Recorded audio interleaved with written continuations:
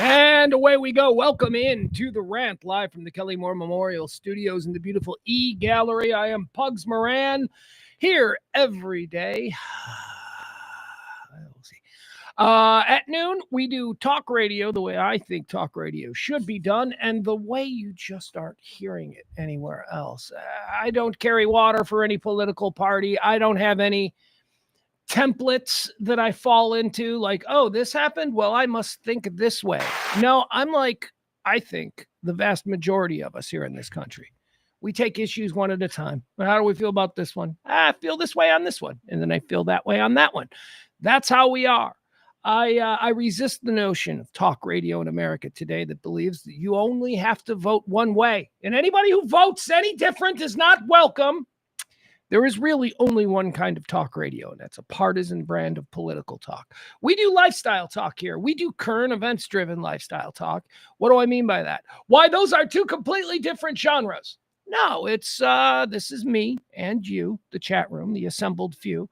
We get together every day, and I go through the headlines, and I tell you about what everybody's buzzing about. What are the big stories? And I tell you why people are talking about it, what I think about it. We discuss a little. The chat room can offer your opinions, and then we move on. And by the end of this, typically about a 2-hour exercise in futility and narcissism. It's narcissism, too. The only reason I'm doing this is because I'm obviously a sick narcissist. At the end of 2 hours, I hope that you have a pretty good idea on everything that people are talking about. Then go out into the world. And then hear what, the people on Fox tell you to think. And then hear what the people on CNN or Newsmax or whatever tell you to think. But at least, we start out here. We start out here taking each issue and each thing that affects us. We take it one as it comes, right? One as it comes. One as it comes. T-shirts. And the only way for me to recover from that is that we got to sell some T-shirts that say, one as it comes.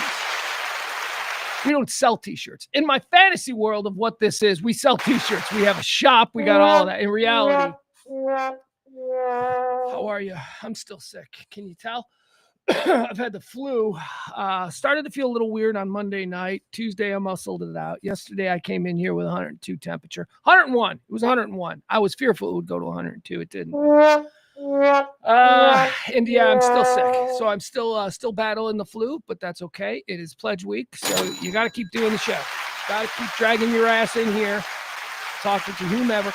Time is a little bit different today. I apologize. I went to a doc in the box. That's right.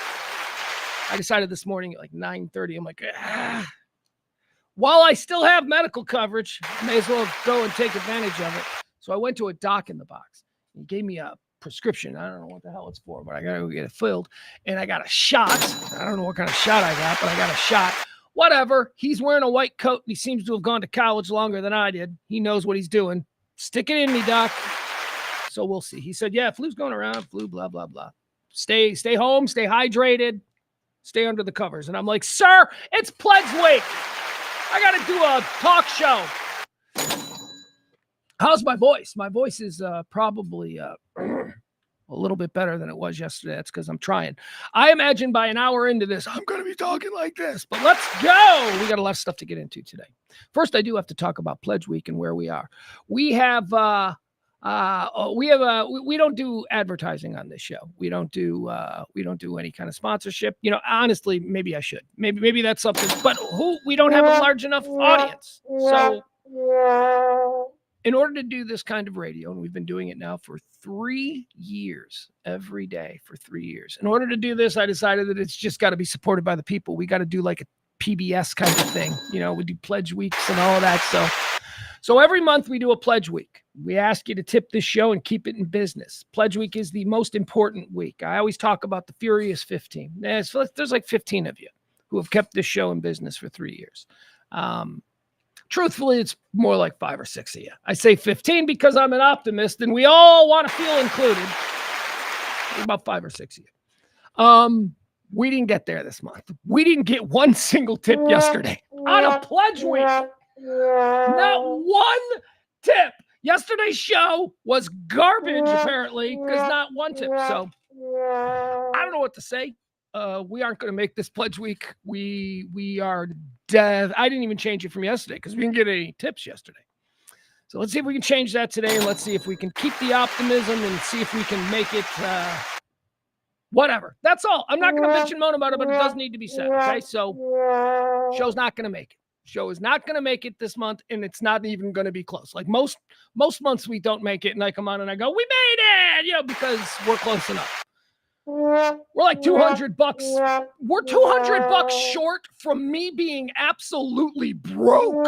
Okay, it's like the bills that need to be paid to keep this show going need $200, and that leaves zero for my income from doing this for a month. So that's where we are, and that's really one of the reasons why I might take some time off. I might take a couple of days off. The show being done every day, the way we do it, it's just not making it. I'm silly for doing when I talk to people, rational, realistic people about what I'm doing. They're like, why are you putting that much time into it? And I'm like, I know. Because it's a dream and I'm a narcissist. And there's enough of you that have been keeping this thing going that we've been able to do daily shows. But new year, new things happening. We're launching some new podcasts. I really did think that a daily live stream could penetrate. And after 3 years, it just hasn't. We haven't grown at all. We got the same.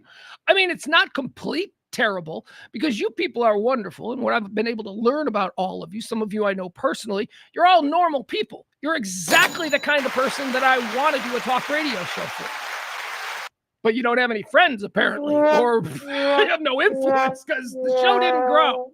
That's on me. I haven't been the way I guess you need to be. You see these people on YouTube, and I always roll my eyes because I always like, follow, subscribe. Hey, everybody, let me talk to you. I've never done that. I don't do it right. So I'm still going to do podcasts and stuff like that. The Radio Misfits stuff. I mean, we've got one show, the soap show. I'm really excited about. That's coming. Launched a new show with my friends Scarlett and Holly on Radio Misfits called The Honest Edit, which is it's not my demographic. It's a woman show for like cool ass women stuff. Got Lacey G involved in that. Gonna be doing something with CC of the Sports Bras. Might be doing a sports podcast. Got to figure out how to do that. I mean, anybody can do it, but that's just the problem. Everybody's doing it. So we got to do something different there. So we're going to do some things. Radio Misfits Dallas isn't going to go away, but the show just cannot be justified anymore. So that's all for that. And we'll move on. And we're still in Pledge Week. We've been saved before by people who have dropped bombs and gotten us across the finish line. But, show's on life support. So let's just say, fuck it. I'm sick. Let's roll. All right, here we go. It is the Rant. I am Pugs Moran. It is the 6th day of February, year of our Lord, 2025. February 6th, I'll have you know, I'm going to do that from time to time because this shot that I got from the doctor, from the doc in the box this morning, shot that I got seems to have dried me up. And now I'm doing this thing that I apologize for. That's why the show's failing, because you bring all your garbage on the air. There you go. Look at that. A return. In the final days of this show, a return of my co-host, Schizophrenic Me, the voice in my head that tells me everything that I think is wrong. Schizophrenic Me used to show up all the time. Then we moved to the Radio Misfits Dallas studios here, the Kelly Moore studios in the E-Gallery, and he disappeared. But he's back now. All right. I should explain to you how the show plays out. It's a stream of consciousness, and it comes out in 4 segments. First segment is a little bit of history. We go through the history of this particular day. Then comes birthdays. People having birthday. Do we like them? Then we go to deads. That's quarter 3. People who died on this day. Where'd they go? They go to heaven or did they go to hell? That's what we decide. We stand in judgment like we have power. We don't. We're powerless. But in this segment 3, we have all the power. Segment 4 is current events. The hot topics. It's everything that's happening today. Just think of it as, like the View hot topic segment. Okay, except it's just me and you, the good folks in the chat room. Breaking news. Oh, we got breaking news all over the place, and I don't know exactly how to how to handle this breaking news, because one of the very big breaking news story is all I want to talk about right now. And quite frankly, it is of zero interest to anybody but me. But me, that's the problem. It's the problem. Anyway, what do you say we get started with quarter one? We call it Antecedently on This Day. And oh, I should put this up. Why not, right? Because we're begging today. We have no shame today. Why not? Shame. Why am I the fucker who still has shame?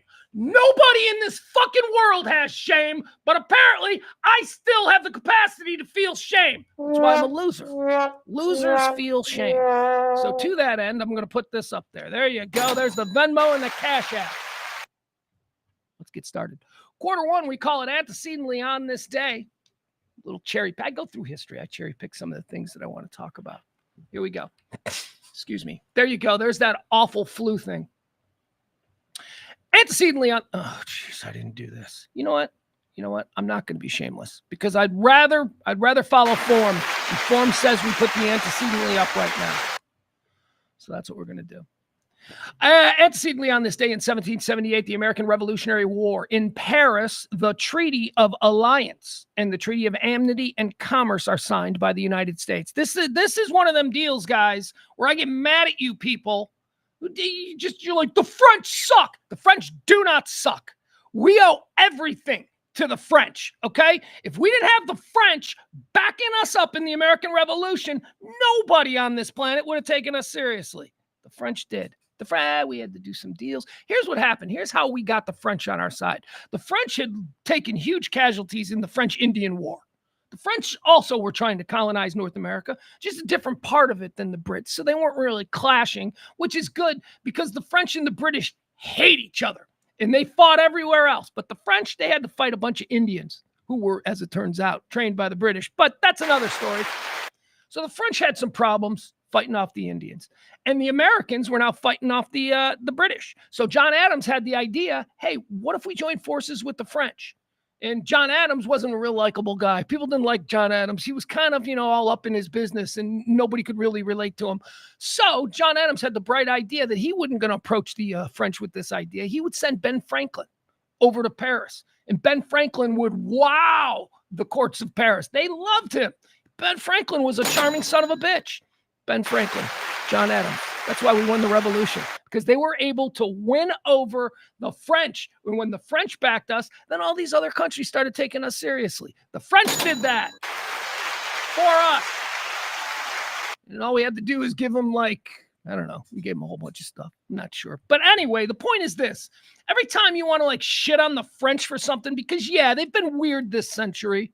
But every time you want to shit on the French, just remember, they had our back when nobody else did. When everybody else was just waiting for us to fail in our war with the British, they were going to come in here and pick our bones. Looking at you, powers of Europe. Looking at you, Prussia. Looking at you. I don't know who else was involved, but there were a whole bunch of people that didn't help us, and the French did. So thank you to the French. Also, it should be mentioned, guys, a couple lesser founding fathers were really important in this aspect of us in the eventual winning of the revolution. A guy by the name of Silas Deane and another guy by the name of Arthur Lee. They're less famous, but they were very instrumental in this. They went with Franklin over to Paris to wow them. Franklin was a charmer, man. Ben Franklin, he's a pretty cool guy. Antecedently on this day in the year 1952, Elizabeth II becomes Queen of the United Kingdom.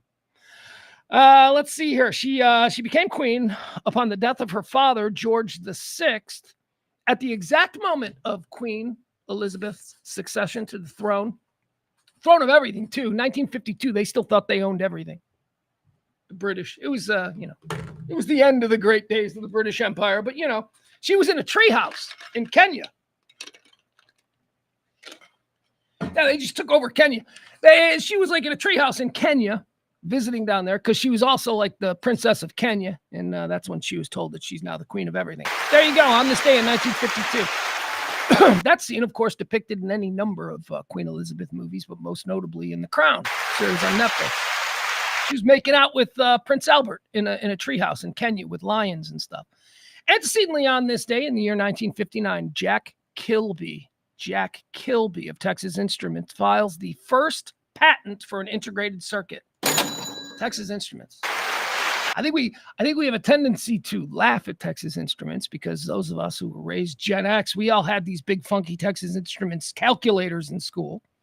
But Texas Instruments, man, one of the great American tech firms. From the dawn of the age of real tech, Texas Instruments has been there. Texas Instruments, ladies and gentlemen. TI. Jack Kilby. On this day, Integrated Circuit, 1959. On this day in 1998, Washington National Airport is changed to Reagan National Airport. Hey, hey! It was on this day in 1998. Let's do some birthdays. Quarter two. They say it's their birthday. I don't know. I'm going to these are published reports that these people were actually born on this day. I have no way of knowing for sure. Born on this day in 1756. Here's a character talking about our founding fathers. Born on this day in 1756. He's not a founding father, is he? We got another category for him. I don't like these guys. I'm going to tell you about a couple of guys, and I don't like them because my whole life being raised in America, public school education, these guys were nothing. They weren't important founding fathers. They were also rants. And then some dude writes a hip-hop musical about Hamilton, and now we're all running around here pretending like Alexander Hamilton and Aaron Burr were important people. They weren't. Not by my education, they weren't. Jefferson was important. Adams was important. Washington was important. Franklin was important. There are a whole bunch of them that were important. Not Aaron Burr, born on this day in 1756. Aaron Burr was an American colonel and politician. He was the third vice president of the United States. Did you even know that? Did you third vice president? Nobody knows the vice presidents. Aaron Burr, that's why he's famous. He's famous because he got into a duel. With Secretary of the Treasury, Alexander Hamilton. Again, a cabinet position. We're not supposed to remember the randos in the cabinet from back then, or ever for that matter. All of a sudden, Hamilton becomes a Broadway hit, and now we got 15-year-olds walking around thinking Alexander Hamilton is the same as George Washington when he's not. He's a much lesser guy. So here's what happened. Let's see. During his last full year as vice president, here's what was happening with Aaron Burr. Jefferson was cutting him loose. Jefferson was president. Aaron Burr was the vice president. Jefferson didn't want Aaron Burr to be his vice president anymore because Aaron Burr was kind of a dick, as is evidenced by his willingness to duel. So Aaron Burr didn't really know what he was going to do. So he decided he's going to run for governor of New York. He's like, okay, if I'm not going to be vice president anymore, I'm going to run for governor of New York. And he got his ass handed to him in party. Like his own party ran somebody against him and he got his ass kicked. So Aaron Burr was all embarrassed. Aaron Burr blamed Thomas Jefferson as being one of the ringleaders for him getting his ass kicked. So they had a duel. Alexander Hamilton. So they had a duel. All right, let's see what happened here. During his last full year as vice president, Burr engaged in a duel with which he fatally shot Alexander Hamilton, the former Secretary of the Treasury and his political rival, near where Hamilton's son, Philip Hamilton, had died in a duel 3 years prior. Isn't that weird? Although duelings were illegal, Burr was never tried, and all charges against him were eventually dropped. Don't tell me about the founding fathers. Trump's doing a lot of weird stuff, and I'm like, that's weird stuff. I don't know if it's legal. And don't act like our founders would have never. Our founders were bullshit. Aaron Burr murdered Alexander Hamilton, and they didn't do anything about it. They were like, well, he's Aaron Burr. So stop pretending like our founders were infallible and that they had this perfect thing going. And it's always been this way. And that's why modern politicians are a disgrace. Politicians have always been scumbags, people. Aaron Burr, born on this day in 1756. Born on this day in 1895, Babe Ruth, American baseball player. All right, so here's the thing with Babe Ruth that I always like to delve into. Babe Ruth was a black guy. I know you don't want to hear it. So that's the story. That's the story that everybody says. Babe Ruth was the first black baseball player. Babe Ruth was raised in an orphanage. Why was Babe Ruth raised in an orphanage? Well, as the story goes, because his mom got knocked up by a black guy.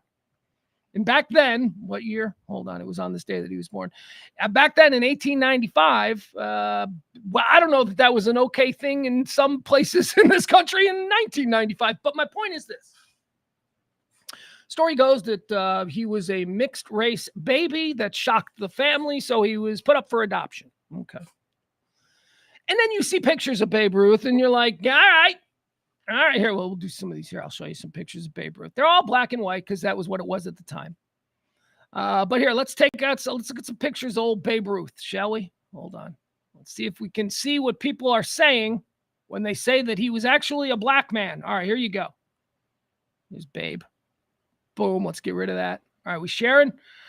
All right, so I think the first thing that people go to is the nose, right? Well, that's not a white man's nose. Okay, well, whatever. I've seen a lot of white dudes with, noses like that. All right, so I don't know, black and white photos. Could Babe Ruth be, a mixed race guy? That looks like Muhammad Ali. That looks like Muhammad Ali. That looks like a black guy to me. I don't know what that is. That's quintessential Babe. Look at him. He looks like he's half in the bag. He's getting ready to hit a 500-foot monster. All right. I don't know. There you go. What's that about? He didn't grow that beard. That's got to be Photoshop. All right. So right there, that's colorized. And I think it's colorized, in the Caucasian direction is my point. Are you swinging? I don't know. That's a black guy. That looks like a black guy. That looks like a young black man. All right, so that's the story that everybody's always said, that Babe Ruth is, in fact, the first black ball player in Major League Baseball. And that will be interesting because he's also, considered by many to be the greatest who ever played. I live in the era of Shohei, so we'll see. But yeah.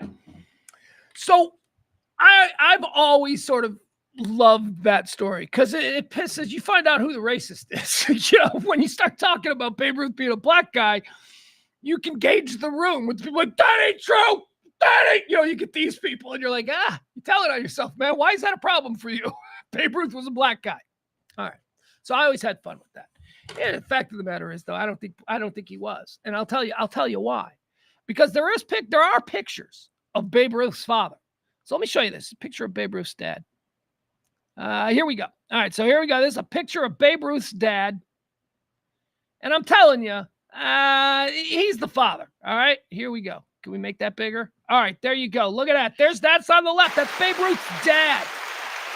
Babe Ruth's dad has that nose that everybody's like, see, it's because he's black. He looks exactly like his dad. Let's see, can I make that bigger? I wonder if I can. Yeah, I guess I will make it bigger.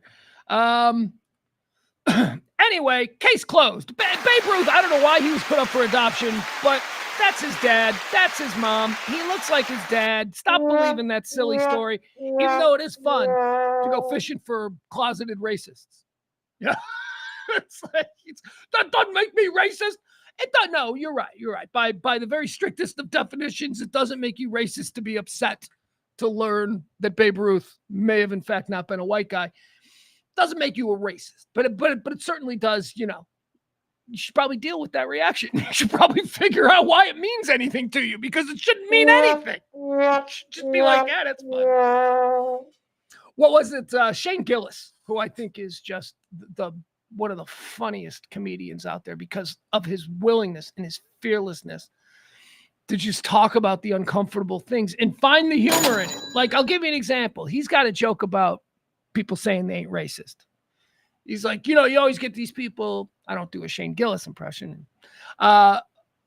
He says, you always get like these people who say, I'm the least racist. I'm not racist at all. I am totally not. I am so not racist. These people who say that.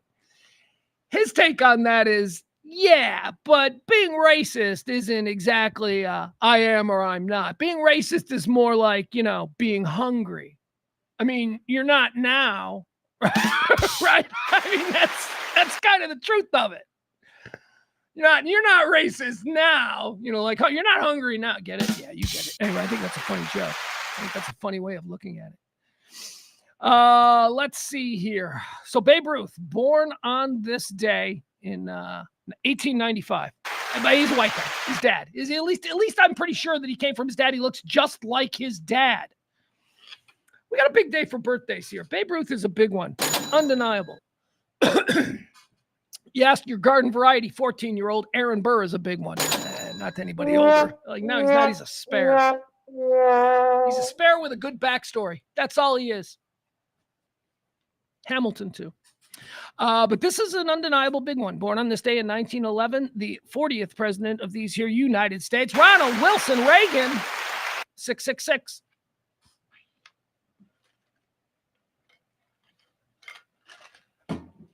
That was a thing.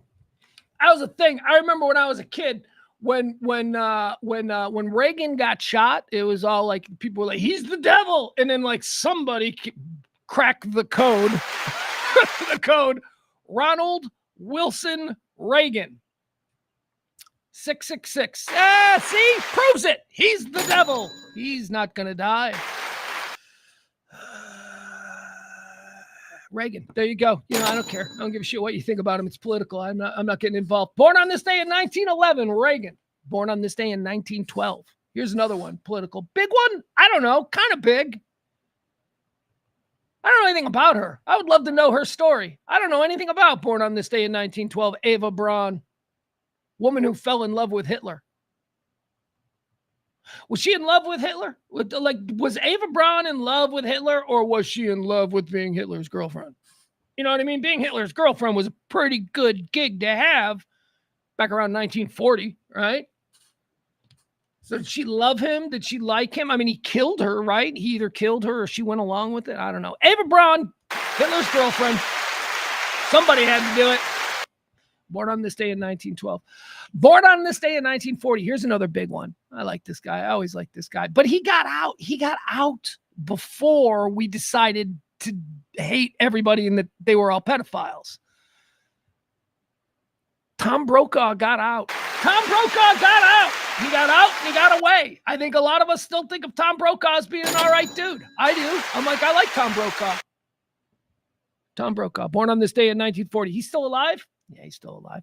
Can't say his L's, which I always liked Tom Brokaw because of that.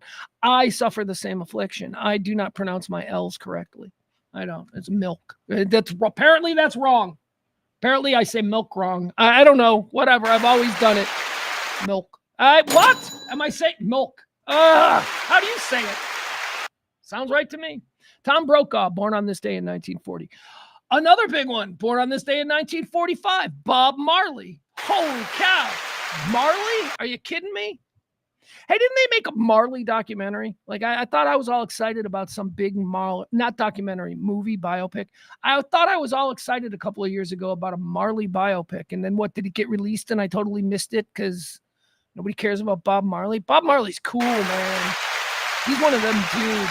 He's one of them guys that when you really look into his background and the stuff that he did and the stuff that he believed and the way he was able to get people to basically follow him. That's one of them dudes, man. Marley could have been a political leader, but instead he died very suspiciously. Bob Marley, born on this day in 1945. Cancer?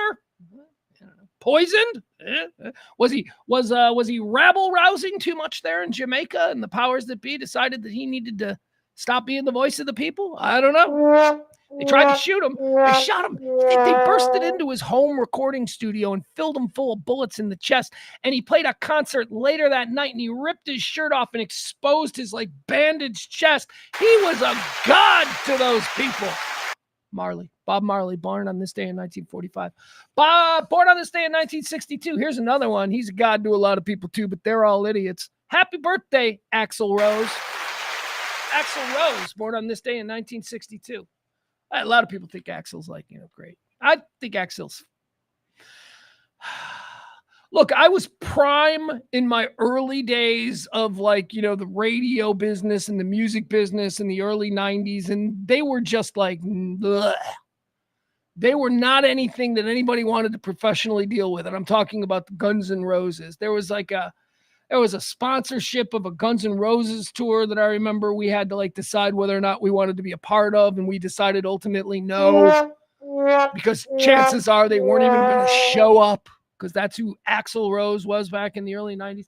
He's kind of changed a little. He's mellowed as most of us do. He's gotten older. I mean, I've seen him he doesn't do interviews. He doesn't like being famous. But when he is interviewed, when he does sit down, like the occasional podcast with friends or something, Turns out I really like Axl Rose. I like this Axl Rose. This Axl Rose is kind of cool. Famously, about 10 years ago, he went on Jimmy Kimmel and he did some bit on Jimmy Kimmel because his neighbor, he had some neighbor kid who challenged him or he lost a bet with. Anyway, it was a real like personalized version of Axl Rose that we weren't used to seeing. Axl Rose, the cool neighbor who's nice with his teenage neighbors and all that, you know. Anyway, Axl Rose, I think he might actually be a good guy who actually got his shit together and got a hold of his many mental issues. Talented guy. Axl Rose, born on this day in 1962. I think I kind of like him. I think I kind of like old Axl. I do. Born on this day in 1966. This is another weird one. This is like a music or culture version of Aaron Burr or Alexander Hamilton. There is no reason. I'll give you an example. My 15-year-old knows more about the name that I'm about to give you. My 15-year-old knows more about this name than he does about, I'm going to say, Elvis Presley or David Bowie. So I'll just throw out two other people that he should probably be more aware of, but he's not. 15-year-olds in this country or in this day and age, they are more familiar with Rick Astley than they are David Bowie. My son knows who Rick Astley is. My son knows all about Rick Astley. Why? Because culturally speaking, this one-hit wonder from the late 80s has turned himself into a meme. He has turned himself into kids know what Rick-rolling is. That song, by the way, that song, the art of Rick-rolling, you know, where you're suckered into watching a video and you think it's something about, an issue that you're interested in. And then in the middle of it, it just suddenly turns into a Rick Astley song. Never gonna give you up. That's Rick-rolling. It was very popular. Kids still think it's hysterical. And guess what? All irony aside, kids like that music. My 15-year-old thinks that's an all-time banger. Never gonna give you up. Non-ironically. So, you know, Aaron Burr, Alexander Hamilton, people think they're like top-tier founding fathers. They ain't. Rick Astley is not someone who should occupy any of your cultural awareness. It's just not. He's just not. Anyway, Rick Astley, born on this day in 1966. He seems kind of cool, like he's fun with it. Like, here's what I will say about Rick Astley that I like. A lot of other self-important, narcissistic, failed rock stars, you know, guys that were big and now they're has-beens. That's Rick Astley. A lot of these guys wouldn't get the humor in poking fun at what they represented all those years ago when they were enjoying the heights of their fame. A lot of people wouldn't go with that. Rick Astley has leaned into it, man, and apparently it has done him wonders financially. He's got 15-year-olds in Plano who can sing every word to Never Gonna Give You Up. Rick Astley, born on this day in 1966. All right, what do you say we move forward? We do some dead people. These are the people who've died. These are the people who've died, people who've passed away on this day. Where did they go? Heaven or hell? We're going to do this. Yeah, we'll do it. All right. He died on this day. It's one of the most bizarre urban legends ever to be attached to a celebrity. Yeah, you know, the urban legends, celebrity urban legends. Jamie Lee Curtis was born a boy, but they wanted a girl, so they gave her a, that's why she's got the name Jamie Lee. They didn't know what she was going to be. Jamie Lee, that's an urban legend. Probably not true. Remember another one that when we were kids, we always heard, yeah, did you hear the Kiss? They beat up Sean Cassidy so bad that he had, there's that one, right? Kissing Sean Cassidy. Somebody else, Elton John got his stomach pumped and they found 20 gallons of jizz. That, urban legends. Famously, what's another good urban legend that's probably not true? Famously, Richard Gere. Hear about Richard Gere? He puts gerbils in his butt. Like stupid people urban legends. I don't know if this is a stupid person urban legend because it kind of predates all of those. And, okay, so I'm burying the lead here. It's Danny Thomas's birthday. Danny Thomas. Mr. St. Jude. Marlo Thomas. Make room for Daddy, right? Isn't that him? Or is it the Danny Thomas show? I don't know, whatever. Danny Thomas was a super famous comedian. He was a big time important television guy in the 50s and in the 60s and all of that. And he's a very powerful dude. Shriners Hospital, right? St. Jude's or whatever. Is it the same thing? I don't know. Maybe they are, maybe they're not, whatever. He was huge in whatever one is down there in Memphis. You know, we see the commercials. If you watch cable news, you see the commercials with the sick kids and all that. That's Danny Thomas's doing, man. That dude was a humanitarian of the highest order when it came to that kind of stuff. Danny Thomas, you can't take that away from him. So I'm going to ask you to keep an open mind when I tell you about the urban legend that is attached to Danny Thomas. Let's go to Urban Dictionary because that's the best place to go for these kind of things. Eggs Danny Thomas style, ladies and gentlemen. Have you ever heard of eggs Danny Thomas style? Now, it's funny for me because I first heard about this from a couple of DJs in Chicago back when I was a kid, and I had always just assumed it was something that was their story. Then I got older and I got out in the world, and I come to learn, no, that's a story that a lot of people know. A lot of people talk about it. Eggs Danny Thomas style. Urban Dictionary has an entry for it. You can read it if you want. I'm not going to be that graphic, but it's a very nice name. Sounds like something you might get on a menu, a breakfast menu. No, you don't want eggs Danny Thomas style. I don't even understand what the name means, but I will briefly read you a description from Urban Dictionary. Former television star Danny Thomas used to enjoy the company of prostitutes, but Danny Thomas would hire his hookers to sit on a glass table and take a dump while he watched underneath. That is eggs Danny Thomas style. I got a little more vulgar than I wanted to. So he spent a great deal of his time, all of his energy, and much of his money and his empire into building the St. Jude's Children's Hospital and making sure that there isn't a child in this country that doesn't need something and can't get it because money or whatever. Danny Thomas did that, ladies and gentlemen. But also, apparently, so there's a song. There's a song called Eggs Danny Thomas Style. Should we listen to it? Because if you think I'm just making this up, let's give it a listen. Hold on. This comes to us from, can I play this? Oh, man. All right. Hold on. Make me log in. All right. We'll log in. There we go. All right. Here we go. See if we can listen to this. All right. Here we go. This is from Spotify. This is the song Eggs Danny Thomas Style. Let's give it a listen from the Dorita Sisters. If anyone knew, it would be...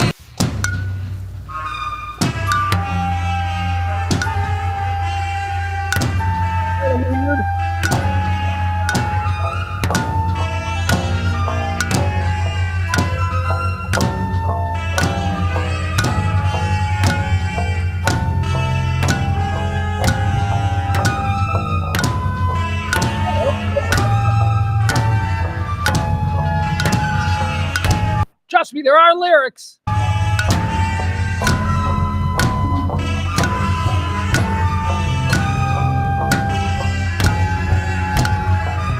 And this is awful so far, but I imagine so are eggs Danny Thomas style. The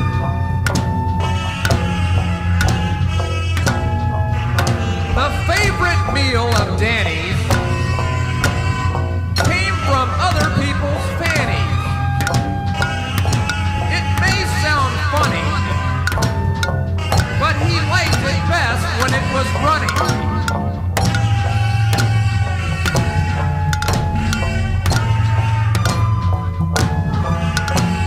Danny Thomas ate shit, plain and simple. Always seen with brown in his dimple. This may sound nasty and it may sound crude, especially since he was... All right, well, that's all we need. I think we got a good taste of eggs Danny Thomas style. Dead on this day. Remember we're doing Dead or Alive. Dead on this day in 1991. So now we got to decide whether or not Danny Thomas went to heaven or hell. Danny Thomas went to heaven. Sorry, plain and simple. I don't believe in a God. that would penalize a man for what would apparently be mutual sexual whatever. I don't think my God doesn't give a shit how you get off. He filled us with these hormones. Is it weird? Yeah. But I say, who got hurt? Nobody got hurt. Also, here's the other thing. We don't know that that's true. We do not know that eggs Denny Thomas style is true. What we do know is true is that St. Jude exists. We do know that he gave all of his time and energy to promoting that hospital complex and everything that St. Jude, and I think it's Shriners, right? Aren't they like in one? Whatever. That we know for a fact, Denny Thomas goes to heaven. Denny Thomas goes to heaven. You process the complicated nature of man any way you want. And anybody who does that, maybe he did all that because he liked the poop game. I don't know. Maybe he felt. Danny Thomas, dead on this day in 1991. That was an awful story, and I apologize to you, but I felt it needed to be said. Born on this day, or dead on this day in 1993. Here's another guy we're going to put in heaven. Arthur Ashe, American tennis player and sportscaster. He was a black dude who played tennis, and that made it important because black dudes were not allowed to play tennis. I don't know if they weren't allowed to. I'm gonna safely assume that like back in the 1950s at Wimbledon, black guys were not allowed to play, but that's again an assumption. Arthur Ashe was good. On top of that, he was really good at tennis, and he was a good dude. He was a decent man. He had a whole bunch of like health problems, and I believe he died. Of AIDS or something, not because he caught the AIDS, but because he was given a blood transfusion because of some other like liver issue that he had. Whatever it was incredibly sad. Arthur Ashe goes to heaven. Arthur Ashe. Great American tennis players. Also sportscaster. Arthur Ashe, he would do in the 80s and in the 90s, you'd see him on TV doing tennis and stuff. Dead on this day in 1998. I mentioned this just because it's fun to sometimes go back in time and remember something. Falco died on this day. Remember Falco? Died on this day in 1998. Falco was a one-hit wonder. He was an Austrian pop star. And he had a breakthrough hit in America after going to the movies and seeing the film Amadeus. Amadeus, the film, moved him so much that, of course, Falco would have a global #1 hit, Rock Me Amadeus. Amadeus, Amadeus, Amadeus, Amadeus, Amadeus, Amadeus, Amadeus, Amadeus. Oh, Amadeus. It was a bad song, and we all loved it. And then there was like a whole bunch of like weird stuff from Europe that suddenly we got into. The Scorpions showed up. We're like, hey, they're cool. What do you mean they're not from here? And then, of course, you had Der Kommissar. Remember that one? Uh-oh. Who was that? After the Fire? Der Kommissar's in time. It was like in a different language, and we were cool with it because it had a good groove. Germans, we had like Nena. 99 Luftballons. Of course, all that follows ABBA. I guess ABBA came first. ABBA was the first one. They proved that we Americans would be okay with hot white people singing rock songs in foreign languages. And we were okay with it. Not to any great extent. I mean, everybody still in this country prefers you speak English, but, we're okay.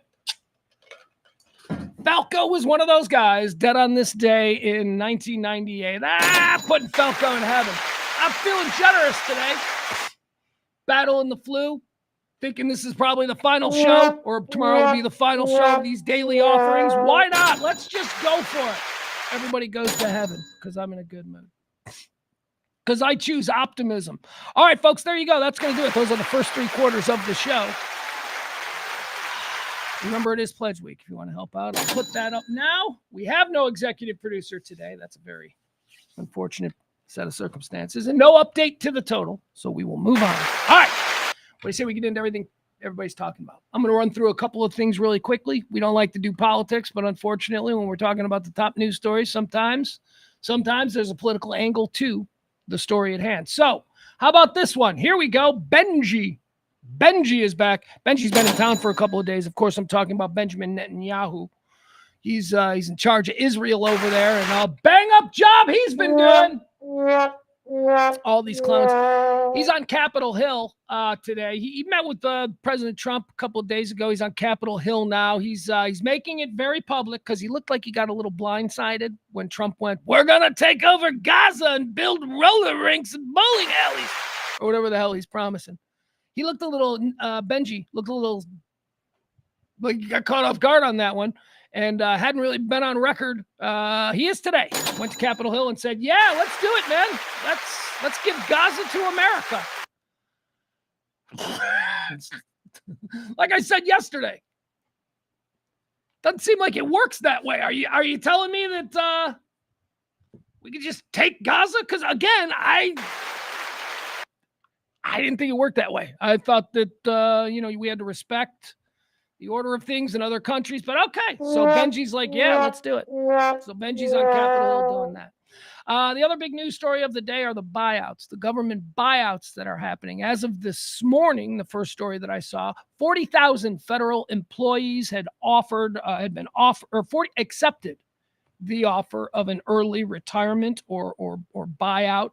That was 40,000 this morning. That's now, as of noon, it was over 60,000. Today is the deadline. The deadline is at midnight. And by the way, I know we've got breaking news on that as well. The Trump administration's offer to buy out federal employees is said to have attracted over 40,000 signups. So the important thing is, what percentage of this giant, bloated, bureaucratic mess is 40,000 signups? 40,000 people are going to take themselves willingly out of action. It's 2%, guys. That's 2%. 40. Wow, we really do have a bloated federal government. Or I don't know. Maybe these people have jobs that are all important. As I said yesterday, I tend to think that the current state of our government, the bureaucracy, I think that what we have is sort of a we don't have a well-oiled machine. What we have is a machine that was created 200 years ago, and then every couple of years we add new parts to that machine. Right? So now we've just got this spaghetti of wires and all. I mean, our system is crazy. I think we can all agree with that. When we hear these endless stories about $800 Phillips head screwdrivers being purchased in bulk by the Pentagon, right? We know something's wrong here. So then we got this Trump guy. He comes in here and he's like, "Blow it all up." And we're all like, "Wait, what? Can you do that?" And honestly, I'm at the point right now where I'm like, well, is like our water going to stop working? Like what's the worst that can happen? Are we still going to have water? Are we still going to have electricity? Is this going to be like fighting in the streets times? Because I'd like to avoid that. But I don't know, man. As with everything that we are doing with this presidency, which some voted for, some didn't, but won fair and square this time. I think everybody can agree to that. He's doing it different. And doing it different is either going to have a new result, which is, wow, well, that hurt, but look it. Now that the dust has settled, we're actually in a much better. Is it going to be that? Or is it going to be, nobody's ever done it this way because of everybody knows what'll happen, that everything will implode? I don't know. Genie's out of the bottle. We had an election in November. There were two very distinct paths that were offered, and the majority of the country took a certain path. So this is who we are. So, okay. let's move forward. 40,000, 60. Now it's up to 60,000. So, like 2, 3, 4% of the federal workforce has accepted the Trump buyout. All right. Now, that was as of noon. Just within the last hour, a federal judge in Boston has stopped the buyout program, halted the buyout program. This makes me happy. Not because, again, not for any political reason. This makes me happy because this is how our government system of checks and balances is supposed to work. A sitting president of the United States can have his executive order overturned by a federal judge who is working ostensibly on behalf of the United States Constitution and the people. That's the checks and balances, and that's what's happened here. Now, they'll all get together and they'll figure something out, and we'll see how it goes. But right now, this is what's supposed to happen. There's supposed to be a check and a balance on shit like executive orders. A judge has temporarily blocked Trump's plan offering incentives for federal workers to resign. Okay, let's get you more of this. A federal judge on Thursday blocked President Donald Trump's plan to push out federal employees by offering them financial incentives. The ruling came hours before tonight's midnight deadline for workers to apply for the Deferred Resignation Program, which has been commonly described as a buyout. U.S. District Judge George O'Toole Jr. in Boston did not express an opinion on the legality of the program. He scheduled a hearing for Monday at 2 p.m. He also directed administration officials to extend the deadline to apply for the program until after the hearing. Several labor unions have sued over Trump's plans, which were orchestrated by Elon Musk, a top advisor. The Republican president is trying to downsize and reshape the federal workforce. Okay, so the deadline that was supposed to be imposed to accept the buyout offer. Let's be clear about what this judge has done. The judge did not stop the buyouts. He didn't say, this is illegal and you can't do it. In fact, the judge went out of his way to say that he is not issuing a legal challenge to this. What he is simply doing is acknowledging that there are labor unions involved now who have questions. And so this judge is now asked or blocked the sign up from ending at midnight tonight. Okay, so that's really all this is. He's like, look, we're not going to have, if people still want to sign up, they can sign up. I don't know what that means. It means they'll all get together on Monday and they'll figure out where to go from here. But that's what happened, okay?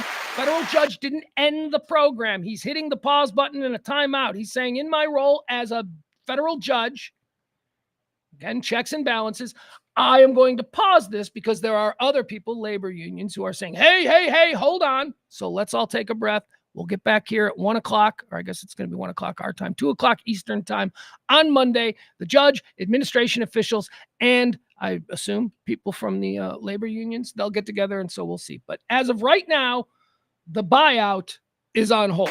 Okay, there you go. Now let's talk about Musk, okay? Musk is, you know my feelings about Musk. If you listen to this show every day, you know how I feel about Elon Musk. I think that he is a weird dude. I think that he's borderline retarded. I think that he is not somebody who I would enjoy being in the backseat on a long car trip with. I think that he's weird. He's just a weirdo. He's a total weirdo.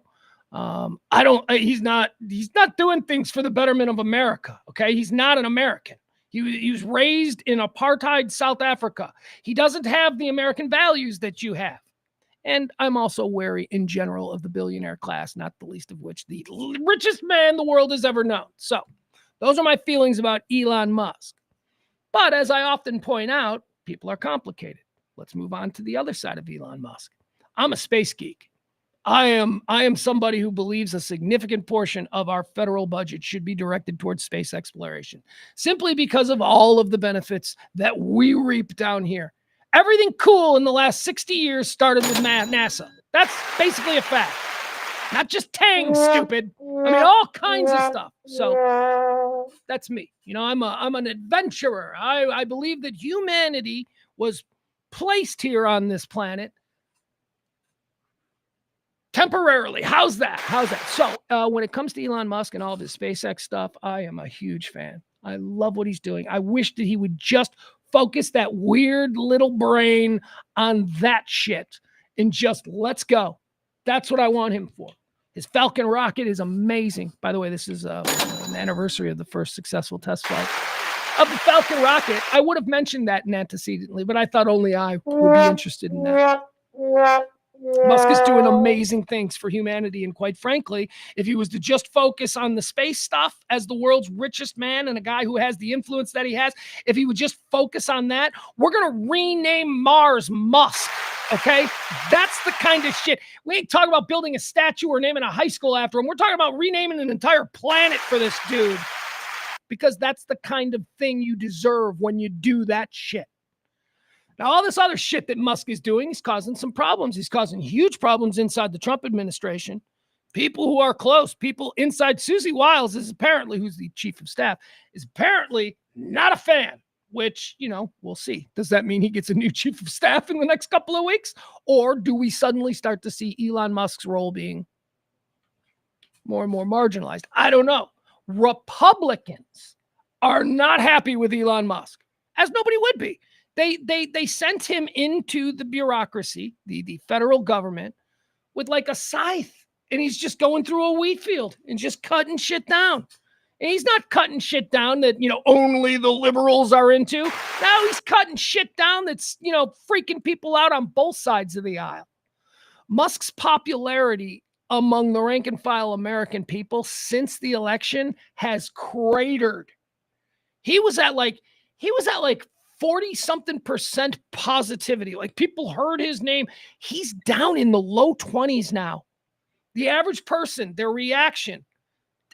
So 2 out of 10 people, when you mention Elon Musk, they'll have like a positive reaction. So he's doing some things and he's pissing a lot of people off. The question is becoming, who does he answer to? Does Musk answer to anybody? He's not answering to anybody in the Trump administration. Does he answer to Trump? And you got to imagine that Trump is a strong man. So I know Trump is dazzled by money and weirdness and all that. So maybe he's just, a fanboy of Musk. But is Musk a Rasputin? Is Musk, again, I remind you, he grew up in apartheid South Africa. He isn't the least bit American-minded, not even remotely. And yet, we're putting him in charge of everything. So people have concerns. A lot of people are concerned. This story today comes from The Hill. It's about GOP support. GOP support for Musk falls dramatically in recent polls. The share of Republicans who say they want tech billionaire Elon Musk to have significant influence in the Trump administration has cratered substantially in the months since the election. Well, I already told you all that stuff. All right, there you go. So we'll see, man. We got to watch this. We're watching for the things that entertain us, right? That's what I'm resigned to for the next 4 years. I'm just going to sit and watch, and I'm going to say, you know what? On the surface, this ain't my thing, but let's see how this plays out. I'm no expert. So I'm going to sit and watch, and I'm looking for the entertainment things to just bide my time between crazy-ass midnight tweets from the president. One of them is the relationship between him and Musk. Are we going to start to see? We're looking for that. We're looking to see. All right. What else do we have? All right. We got our big daily egg report, ladies and gentlemen. Eggs. What are they going for? I haven't even bought eggs. I haven't bought eggs in weeks. Well, I don't have any money to buy anything. I haven't bought eggs in weeks. And I used to eat a lot of eggs because eggs are a good source of protein. I don't get to do meat every day. So sometimes it's like can of green beans and some eggs, right? You gotta get your nutrition. So I used to buy a lot of eggs, man. I'd make a cup of eggs, scramble them up, put them in the microwave. Since I discovered that you can fry eggs in a microwave, I'm like, shit! My egg game went nuts. And as soon as I figured out how to like effectively make hard-boiled eggs, and I was eating a lot of eggs, man. I was the egg man. Not anymore. Eggs are too expensive. What should eggs cost? Like $3 a dozen, right? Isn't that what they should cost? Eggs in California are selling for $9 a dozen. $9 for a dozen eggs? Are you out of your mind? An egg should be like a dime each. Yeah, an egg should be like a dime. I eat 4 of them. 4 eggs. $9 for a dozen eggs in California. All this is due to bird flu and people. Can you stockpile eggs? Can't stockpile eggs, can you? They'll go bad. They'll go bad on you. You can't be like, I'm going to stockpile. No, that's not true. It's not like toilet paper. All right. Eggs are selling for $9 a dozen in California. Now, I don't know. I should click on the story. Maybe I should read a little bit more. Because it might be one of these. They do this with gas prices. Gas is selling for $10 a gallon in California. And then you do a little further investigation and you find out, this is just one place that's in a super hard to get to part. And it's the only one for there are always reasons. Like this $9 carton of eggs that they're citing here in this story. California eggs are $9 a dozen. Is this a Whole Foods? Is this like super organic? You know what I mean? Is it like Is it already stupidly priced eggs and they've just found the most expensive carton of eggs and they're going to pretend, try and dupe us all into thinking that's what regular people are paying for eggs? Regular people ain't paying $9 for a dozen eggs. This is some Beverly Hills Whole Foods bullshit going on right here. Let's move on. All right, here we go. Why not? We'll start with this. We're going to do some Super Bowl talk here.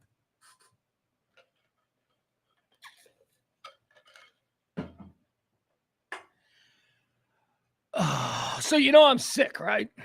All right, so dragging my ass in here to do these live shows because it's Pledge Week. No sleep for the sick.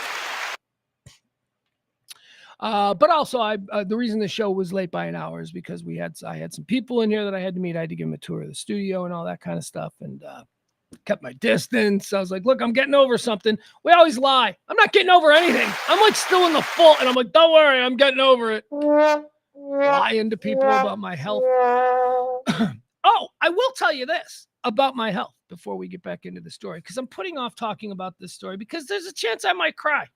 There's a chance there might be some kind of like sentimental thing that I suddenly remember. And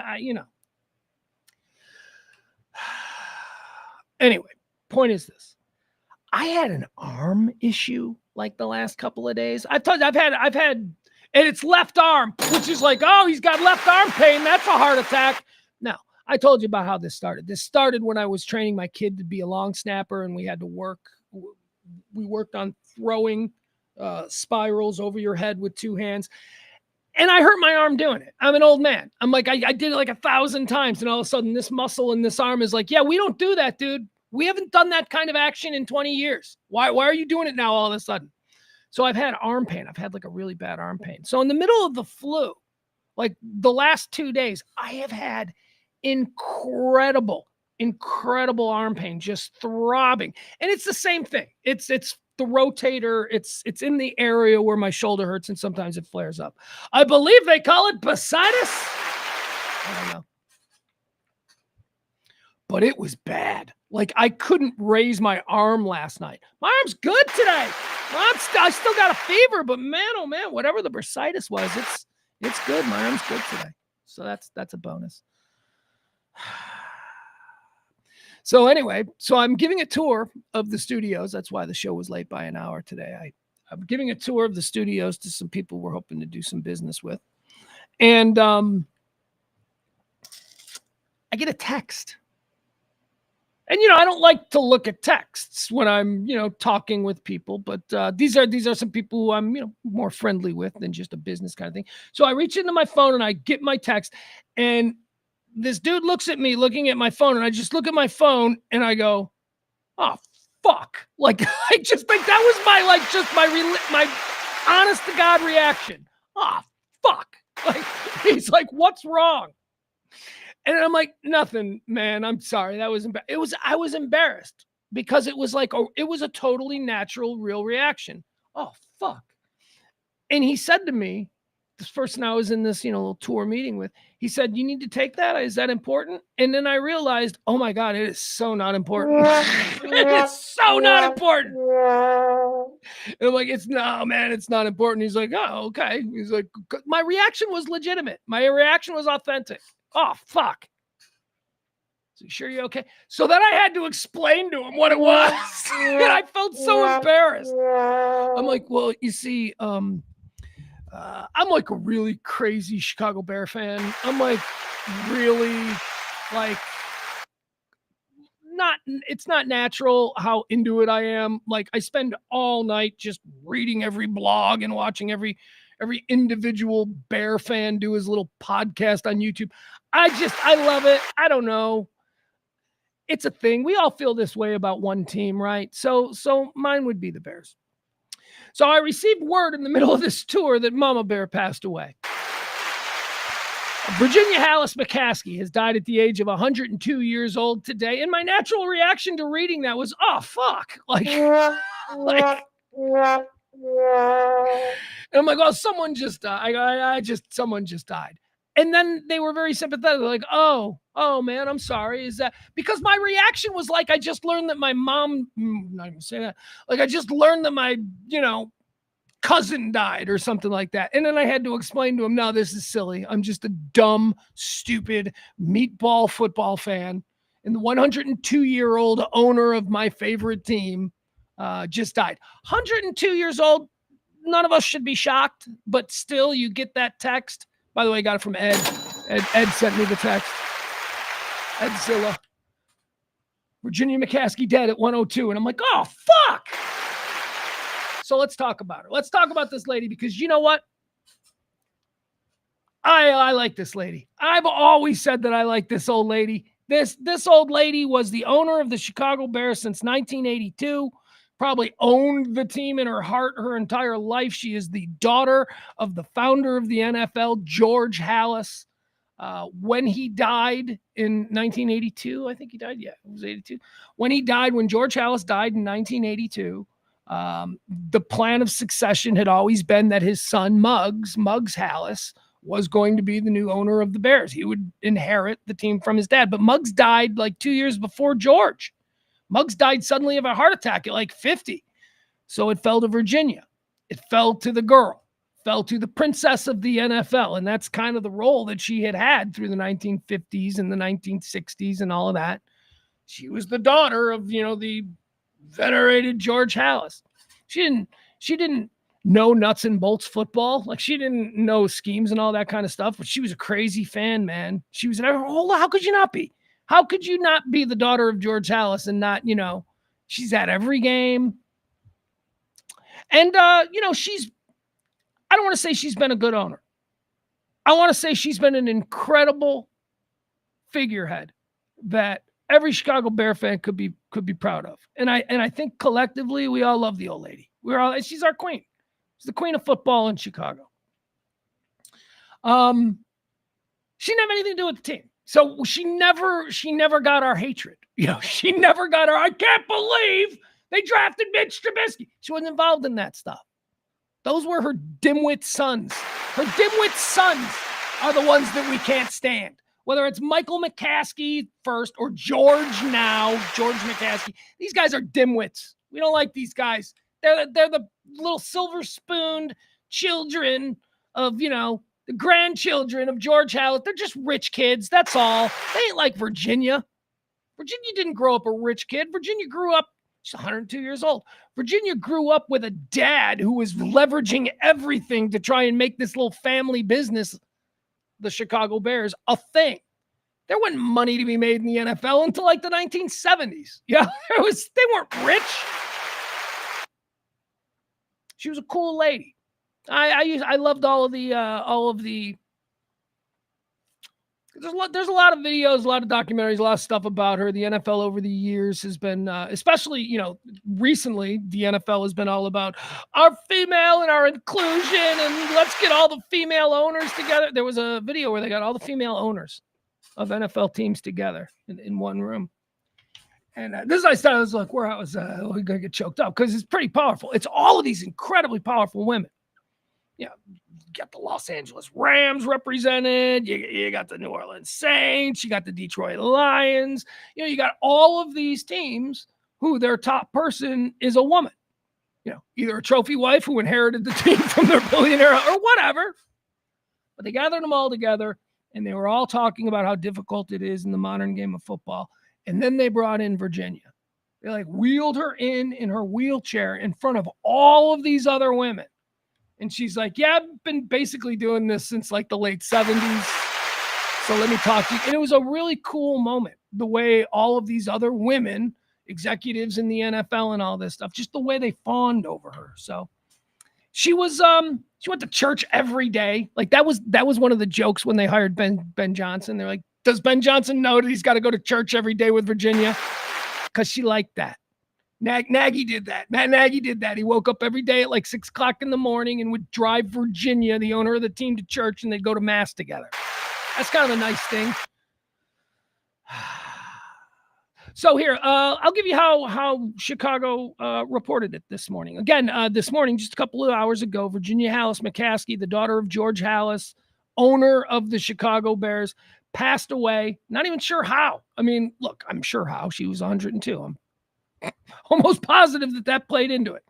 But here it is. This is from WGN this morning, breaking the news. It's a sad day. Hold on.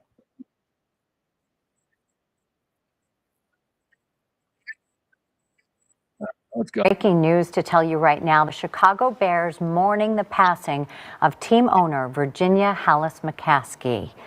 She was 102 years old. She served as the owner of the Bears since her father and team founder George Hallis passed away in 1983. The Bears releasing a statement just a few moments ago that says, quote, "While we are sad, we are comforted knowing that Virginia Hallis McCaskey lived a long, full, faith-filled life and is now with the love of her life on earth." The family said she guided the Bears for 4 decades and based every business decision on what was best for Bears players, coaches, staff, and fans. Virginia McCaskey, again, dead at the age of 102. We will continue, of course, to follow this story and honor Virginia. All right, there you have it. So that's how Chicago daytime midday news broke the story of the passing of Virginia McCaskey. Okay, so now let's get into the nuts and bolts of this whole thing, right? Because I've got a lot of takes here for my Bear fan friends, and I recognize that there's not a lot of you out there. But if I am being honest with you, everybody dies. Everybody dies. We're all going to die. I could drop dead in the next couple of hours. So could you, okay? The fragility of life is not something that we don't talk about here. We recognize it. She got 102 years, so that's good, right? There's nobody crying over the passing of a 102-year-old woman. She lived a great life. There you go. Lived a great life, a faithful life. She was the most hardcore Catholic woman you ever met. She was basically like a nun. Her husband, I think her husband died in like the early 80s, and she ain't had sex since 1981. Seriously, I'm at least going to say that. She's a very pious woman. Bunch of idiot sons. Did I tell you about them? Yeah, oh my God, her kids are idiots. Anyway, so I've always known that this day was going to come, and Chicago Bear fans have always known that this day is going to come, and now it's here. And so we're hoping the Bears get sold to Jeff Bezos in like the next year, because we've always counted on the fact that the kids, they want to cash out. And the Chicago Bears could sell for $10 billion. They're going to reset the market. They're going to be the most sought-after sports franchise in America that has been put up on the auction block in years. I mean, not since the Dodgers, right? The Dodgers were pretty sought after. The Cowboys are a brand that would be sought after. Green Bay Packers are a brand, but the Green Bay Packers can never be sold because they're owned by the city of Green Bay. The Denver Broncos sold for $7 billion 3 years ago, right? So if the Chicago Bears go up for sale and Jeff Bezos has been snooping around forever, he wants a team, he'll pay $10 billion. He'll reset the market. So those kids, my point is this, those kids want that money. Those kids, I imagine she had 11 kids. Right? Isn't that Virginia had 11? Is it 11 kids that she's got? You know how many grandkids? You know how many? They all want a piece of that $1 billion Papa Bear George Hallis money that's coming their way. So for the rank and file Bear fan, this is kind of weird. Oh, also, I'll tell you this. The last football game that she attended, Virginia Hallis McCaskey, was Bears-Packers on her birthday. In the Bears won. She was crazy anti-Packer. She was like one of them. Virginia Hallis McCaskey, trust me, on her birthday, watching her Bears, who are terrible, beat the playoff-bound Green Bay Packers. If that's the last NFL experience that she had, that's probably a great one for her. But I'll take you back to the last time Bears ownership died, because that seems to be the only way that we seem to have different owners. George Hallis, when he died, back in 1982, founder of the NFL, Papa Bear George Hallis. When he died back in 1982, he had just hired Mike Ditka, which at the time was seen as just a crazy move. Mike Ditka had been a legendary Chicago Bear who had gone sideways with George Hallis in the 1970s. Hallis never wanted to see Ditka again in his life. But then Ditko wrote George Halas a letter when Ditko was the defense, or not defense, but he was Landry's offensive coordinator with the Cowboys. He wrote him a letter in which Ditko apologized, and where Ditko was basically like, look, crazy old man, you know damn well that I'm as Chicago Bear as they come, blah, blah, blah. And Halas hired him based on that letter. Halas said, Mike, all is forgiven. You are a Chicago Bear through and through. You will be the head coach of this team. And that was a moment in Chicago for Bear fans that was sort of ground changing, because it signaled that we were actually, people loved Ditka in Chicago. The idea, it would almost be like, to some extent, the Jason Witten deal. Like if they made Jason Witten, except Ditka had actual NFL experience and had worked his way up the coaching tree, unlike Jason Witten, who's just a high school coach. But point is, it sort of signaled a new thing. Like, okay, all right, things are really changing.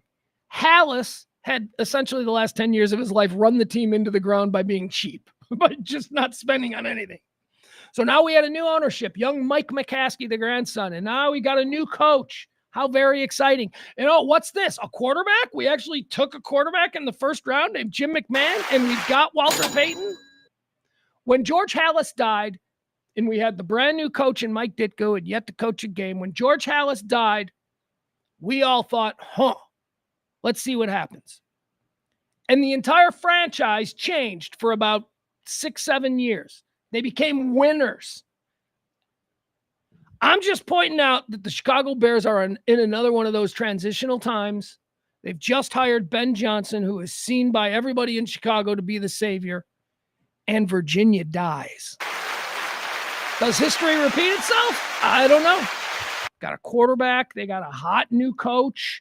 We've got that entire season. The Bears got good because it was the season where they were wearing the George Stanley hat. We still wear the George Halas patch, but it was the first year that they wore it. And that entire season, 1984, was about, this is for Papa Bear, this is for Papa Bear. And guess what? They found themselves in the championship game against the San Francisco 49ers. The next year in 85, they would be unbeatable, unless you were a football team from Miami.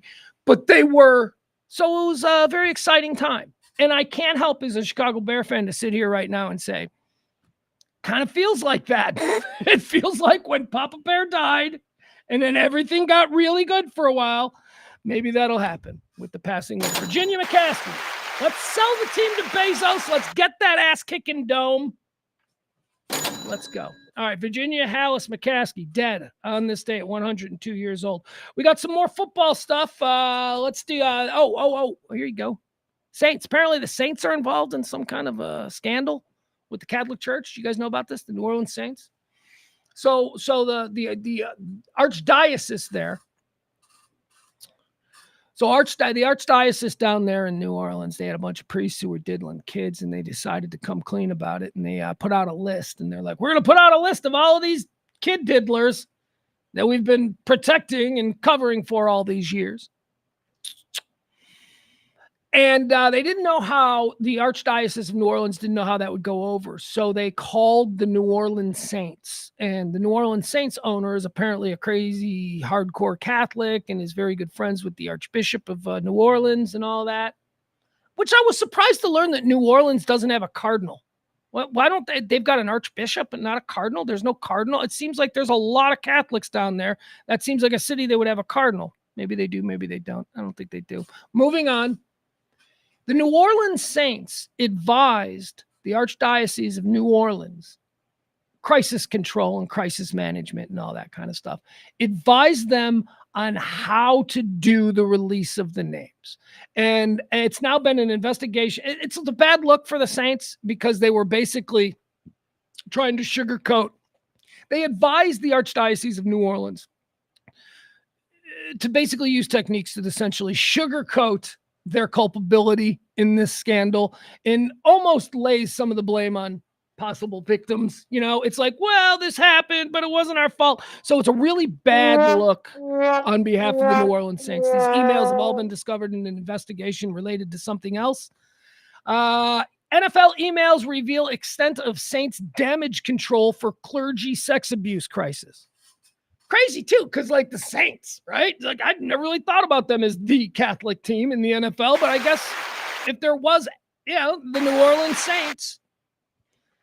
As New Orleans church leaders braced for the fallout from publishing a list of predatory Catholic priests, they turned to an unlikely ally, the front office of the city's NFL franchise. What followed was a months-long crisis communications blitz orchestrated by the New Orleans Saints president and other top team officials. The records, which the Saints and church had long sought to keep out of public view, revealed that team executives played a more extensive role than previously known in the public relations campaign to mitigate fallout from the clergy sex abuse crisis in New Orleans. All right, so there you have it. New Orleans Saints, Catholics covering for Catholics, man. Look at that. What else do we have here? Kendrick Lamar is going to be playing the halftime show at the Super Bowl. Being a middle-aged white guy, I can't say as I'm all that familiar with Kendrick Lamar, but what I understand, my peripheral knowledge of Kendrick Lamar, what I understand is that he's pretty good. What I understand is that he's pretty legit with the spitting of the hot fire and whatnot. I understand he's got some social takes that people have really embraced, and he is seen as more of a legitimate philosopher type than just some gangster rapper from Compton. Okay, so that is sort of my take, ignorant as it may be. This is my rough outline of who I think Kendrick Lamar is. He's doing the halftime show at the Super Bowl, so he's going to be introduced to a much larger audience than maybe he typically enjoys. He's a lot of your grandma and your aunt and stuff. They're going to be seeing Kendrick Lamar here at the Super Bowl. He's going to be performing at halftime. Not Like Us is apparently his big song from last year. I don't know what it is. I have no idea what that song is. Have I heard it? I should probably listen. Let's see. Hold on. Let me see if I've heard. I don't even want to do that. It's probably such a big show. It'll get the big song. It'll get the show canceled. Anyway, Not Like Us is a diss track that he wrote concerning fellow hip-hop R&B songster Drake. Apparently Kendrick Lamar and Drake do not like each other. Kendrick Lamar is doing halftime. Where's the story? Hold on. Okay, here we go. Apparently Drake is very upset at the platform that is being given to Kendrick Lamar, a guy who wrote a diss track about how Drake is a pedophile. Apparently that's what the song of the year, they're calling it the song of the year. Not Like Us from Kendrick Lamar, the hit that catapulted him into having a Super Bowl appearance at halftime. I don't even know the song. Maybe I'd know it if I heard it. Anyway, point is this. The song is about how Drake's a pedophile. Made that the song of the year. So I can see how Drake might be a little bit upset. Hey. It used to be the only time rap songs were the subject of legal action was when the FBI, police departments, and suburban parents got involved. Think of the use of Young Thug's lyrics in a 2023 RICO indictment in Atlanta. Tupac Shakur's lyrics. All right, shut up. Stop. I hate when they try to be cutesy with their little, fuck it, just give me the news. You'd be hard-pressed to find a black rapper raising concerns about another black rapper's song in a legal complaint for reasons that should be obvious. But that's exactly what Drake did.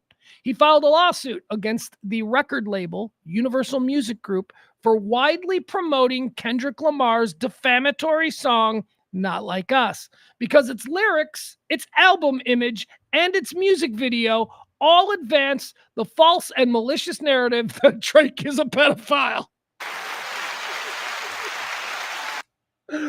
This is really funny to me because it reminds me of, did you guys ever watch the Ben Stiller show? The Ben Stiller show was a show on Fox News. It ran for like one season. It was absolutely brilliant. It was one of the greatest sketch comedy shows in history.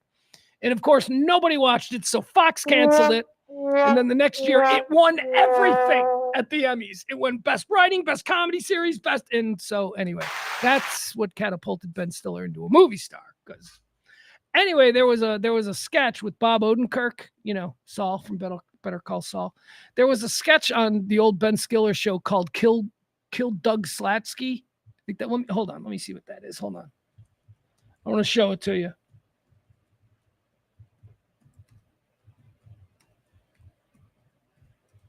Okay. Wait, is this? Yeah. All right. So the premise is that there is a hit song, a hip hop song called "Kill Doug Shatsky." Okay, and it's like one of the coolest and most big hip hop groups of the moment have a hit. This is the premise of the old Ben Stiller sketch. They have a hit song called "Kill Doug Schlatsky," and everybody in the country is singing about killing Doug Schlatsky. And then we find out who Doug Shatsky is. That's what this Drake and Lamar thing reminds me of. Just one song about what a piece of shit one rando dude is, and then it becomes a massive hit, and everybody knows this rando dude is a piece of shit. That's kind of what Kendrick is doing with. Anyway, here, watch this. This is Kill Doug Shatsky, I guess is the full name of it. Here, fun. By the way, and also enjoy the old Ben Stiller show from Fox. This show is brilliant. This show is absolutely brilliant, and it holds up. I've played a whole bunch of these sketches for my 15-year-old son, and he's like, "Nah, Dad, that's funny." Because he usually tells me, he's like, "That's dated," or "That's silly." All right, here you go. And now, Ben Stiller's Music News with Tabitha Soren. This is a special music video update. The censorship battle over rap star Iceman McGee's latest release is heating up. A Los Angeles man by the name of Doug Shafke is protesting Iceman's new hit single, "Kill Doug Shafke." Mr. Shafke, who happens to be Iceman McGee's neighbor, claims the lyrics are disturbing and potentially dangerous and called for a nationwide boycott of the album. We have received a special advanced copy of the video. You decide.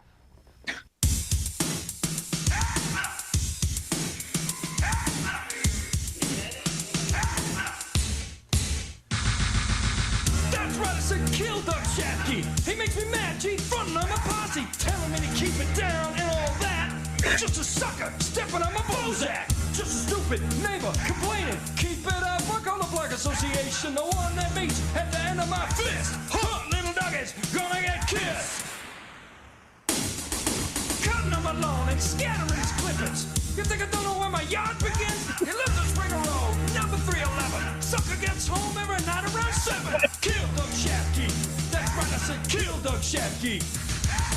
Peace. Mr. Shafke granted us an exclusive interview at his home in Los Angeles. What did I do? I know he has a right to say anything, but I'm gonna get killed here. I gotta move. This is not a good place for me to be right now. You should get out of here too. All right, you get the idea. Kill Doug Shatsky. You can't just have a hit song where you just make one rando dude the bad guy. That ain't fair. So that's kind of what's going on with Kendrick Lamar and Drake. Kendrick Lamar wrote a song about Drake being a pedophile, and it became a massive hit. And now Drake is like, "Hey." All right, let's keep seeing what the story's about. Let's try to put aside for a moment lengthy and riveting rap battle between the two stars last year. So apparently last year, Kendrick Lamar and Drake had a rap battle, and apparently Kendrick Lamar killed him. Like everybody online, Kendrick Lamar won. All right, so there you have it. And that's probably, part of the problem. I guess Drake didn't take the loss well. Or that in the weeks following Drake's 81-page filing, much of the live audience at last week's Grammys could be heard reciting the diss track's A minor line as Lamar accepted the award. Okay, so he accepted a record of the year for the diss track against Drake, and while he was walking up on stage, all of the people in the audience at the Grammys were singing about Drake being a pedophile? I could see how that would be a problem. So what are the words? Like what exactly, is he dancing, or is Kendrick Lamar suggesting he's talking about Drake, or does he, let me see here. Do we have lyrics? All right, here we go. Kendrick Lamar, Not Like Us lyrics. Not Like Us is Kendrick Lamar's fourth diss track. Okay. All right. All right. I don't even know what any of this means. All right. A, mustard on the beat. Ho Debo, I'm not saying the N-word. I'm not even for this news discussion. I'm not going to say the N-word. All right, does he name check Drake? Okay, I'm John Stockton. Beat your ass and hide the Bible if God watching. Sometimes you gotta pop out and show ends. Certified boogeyman.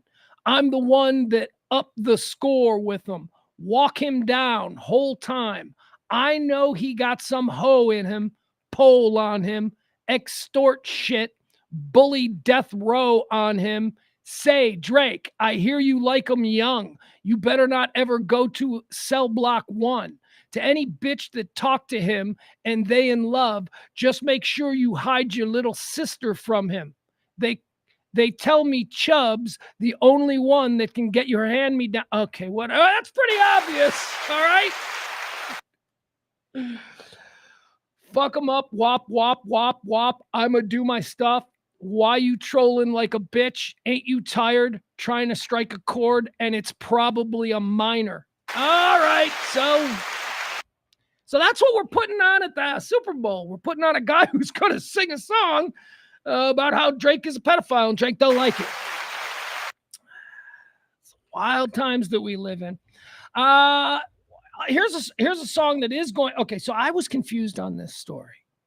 So people are upset about something that's happening at the Super Bowl. People are upset. And I thought they were upset because it wasn't happening. Like I thought the backlash, something happens at the Super Bowl every year and people are upset. And I just assumed it was because it's not happening this year. And that's why they're mad. They're like, why did they get rid of it? But it's the opposite. It's like people are upset because it's happening again for 4 years. Here's the thing. People are now claiming they're going to boycott the Super Bowl because once again, they do it every year, there will be a performance of the song that's known as the Black National Anthem. The Black National Anthem. Isn't it Lift Every Voice? Isn't that what this? I don't even know how it goes. It's the Black National Anthem, and we now have to do it at every event. Let's say. So I thought they weren't doing it. I just figured, because yesterday we did the story about how they're not going to use the slogan "End Racism" anymore. End Racism has been in the end zone for every Super Bowl the last 4 years. Not this year.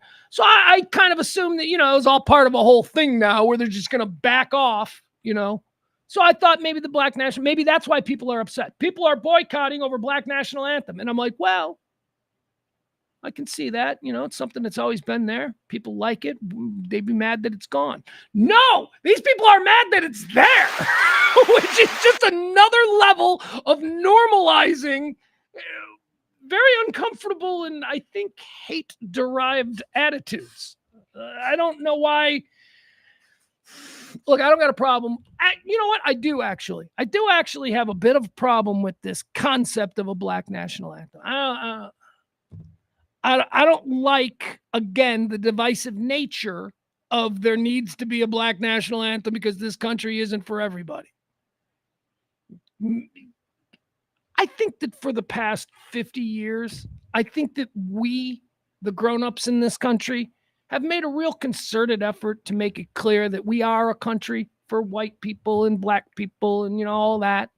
Maybe that narrative or the acceptance of that narrative as a reality that we all would prefer, maybe that was shoved down people's throats and now we've got the backlash. I spoke yesterday about the reason why they would stop using the slogan "End Racism." I didn't say I supported them stopping using the slogan one way or the other, but I did try and explain that of the 3 slogans that the NFL has used, which are "End Racism," "Choose Love," and "We're all in it together," or some variation of that. Those are the 3 slogans. Of the 3 slogans, "End Racism" is the only one that has a specific group of people going, are they talking about me? They're talking about me, right? Because I don't think they're talking about black people. That's problematic. And I can understand why, we've had generations of that. It was easy a year ago, to make fun of the white guy, the middle-aged white guy who was like, I have no say in this country. It was fun and it was silly. until that attitude won an election. Okay? That attitude won an election. So now we have to stop with the whole let's blame white guys for everything, and then middle-aged white men have absolutely no say in anything. We should be more ecumenical. The whole system should be more, I believe that the people with the best ideas, regardless of their gender, their faith, or whatever, they should be heard. That's how we have the best society possible. But the idea that white men can't do anything, which has sort of been, we're to blame for everything and we can't do anything, that is the attitude that has received the most pushback at a molecular level in people. Like, I can't tell you how many progressive and liberal white dudes I know that fucking hate that attitude, that they are somehow marginalized simply for being white. They're like, I don't view the world in that way. And these people, these ideas, this ecumenical, I'll use that word again, this ecumenical vibe that I live under, where I want all of us to be together and everybody be cool to one another, that is turned against me, because now I'm a 55-year-old progressive-minded white guy who everybody of color under the age of 30 thinks is a monster. That ain't fucking fair. How about a little nuance, you fucking pricks? All right. So anyway, that's the backlash. And that's where we are, man. White guys are not afraid to have opinions anymore, and we have been for the last 10 years. And you may think that's funny. Oh, great, but that was, following 150 years of colonial. Oh, shut up. We didn't take part in any of that. I had nothing to do with any of that. And even if you did want to go trace my ancestry, what you would find is that we have been revolutionaries in my family. Very proud of our role in the Irish Revolution. Very proud to be a descendant of the great Liam Tobin. So don't give me that. I'm an Irish white guy. You guys need to cut us some slack if we're talking about generational problems. Irish white guys should be off the hook. Should get the Black Street pass, as they say. So that's the end racism. It's the only one that's accusatory. I think we can all get behind the idea that if we're making choices, love is a good one to make, and that we are, in fact, all in this together. Those are two great slogans. End racism, not so much. Okay, so I understand why they got rid of it. But also, Trump's going to be there, and I assume that they were not going to do the Black National Anthem because that is just red meat for his people. And what is my problem with Lift Every Voice, the Black National Anthem? Again, it's divisive. It's just by its very design, it says that this is not for you, this is for them. And that's uncomfortable to a lot of people. What's uncomfortable to me is the notion of an us and them. When you know me, there's an us, and then there's the bad guys. And the us are anyone that doesn't have $1 million in the bank.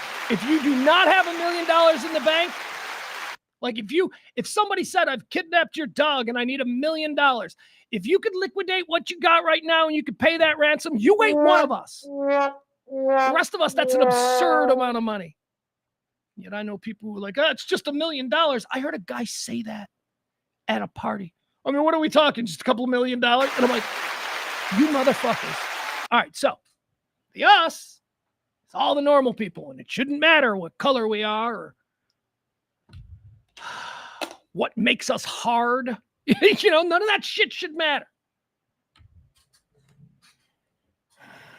But it does. We're not there yet. It still matters. And so the end racism thing was a big story yesterday. The Lift Every Voice is going to be performed as it has been for the last 4 years. The Black National Anthem. How does that song go? Do we even know how that song goes?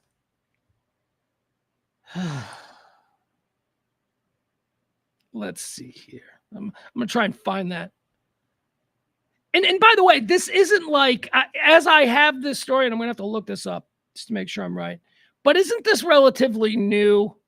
Like it's not like this is the Black National Anthem and it goes back to the, slave days. No, like I think it goes back to like 2004 or something like that. Let's see here. All right, here we go. All right, so this is the song. We'll give this a listen. Let me plug this in. It's the Black National Anthem. It will be performed, and there are a whole bunch of people who are boycotting the Super Bowl because of it. You ask me, it seems like these people should have still been boycotting because of the Colin Kaepernick stuff, but they came back. The Bud Light stuff, too, right? How's this going? All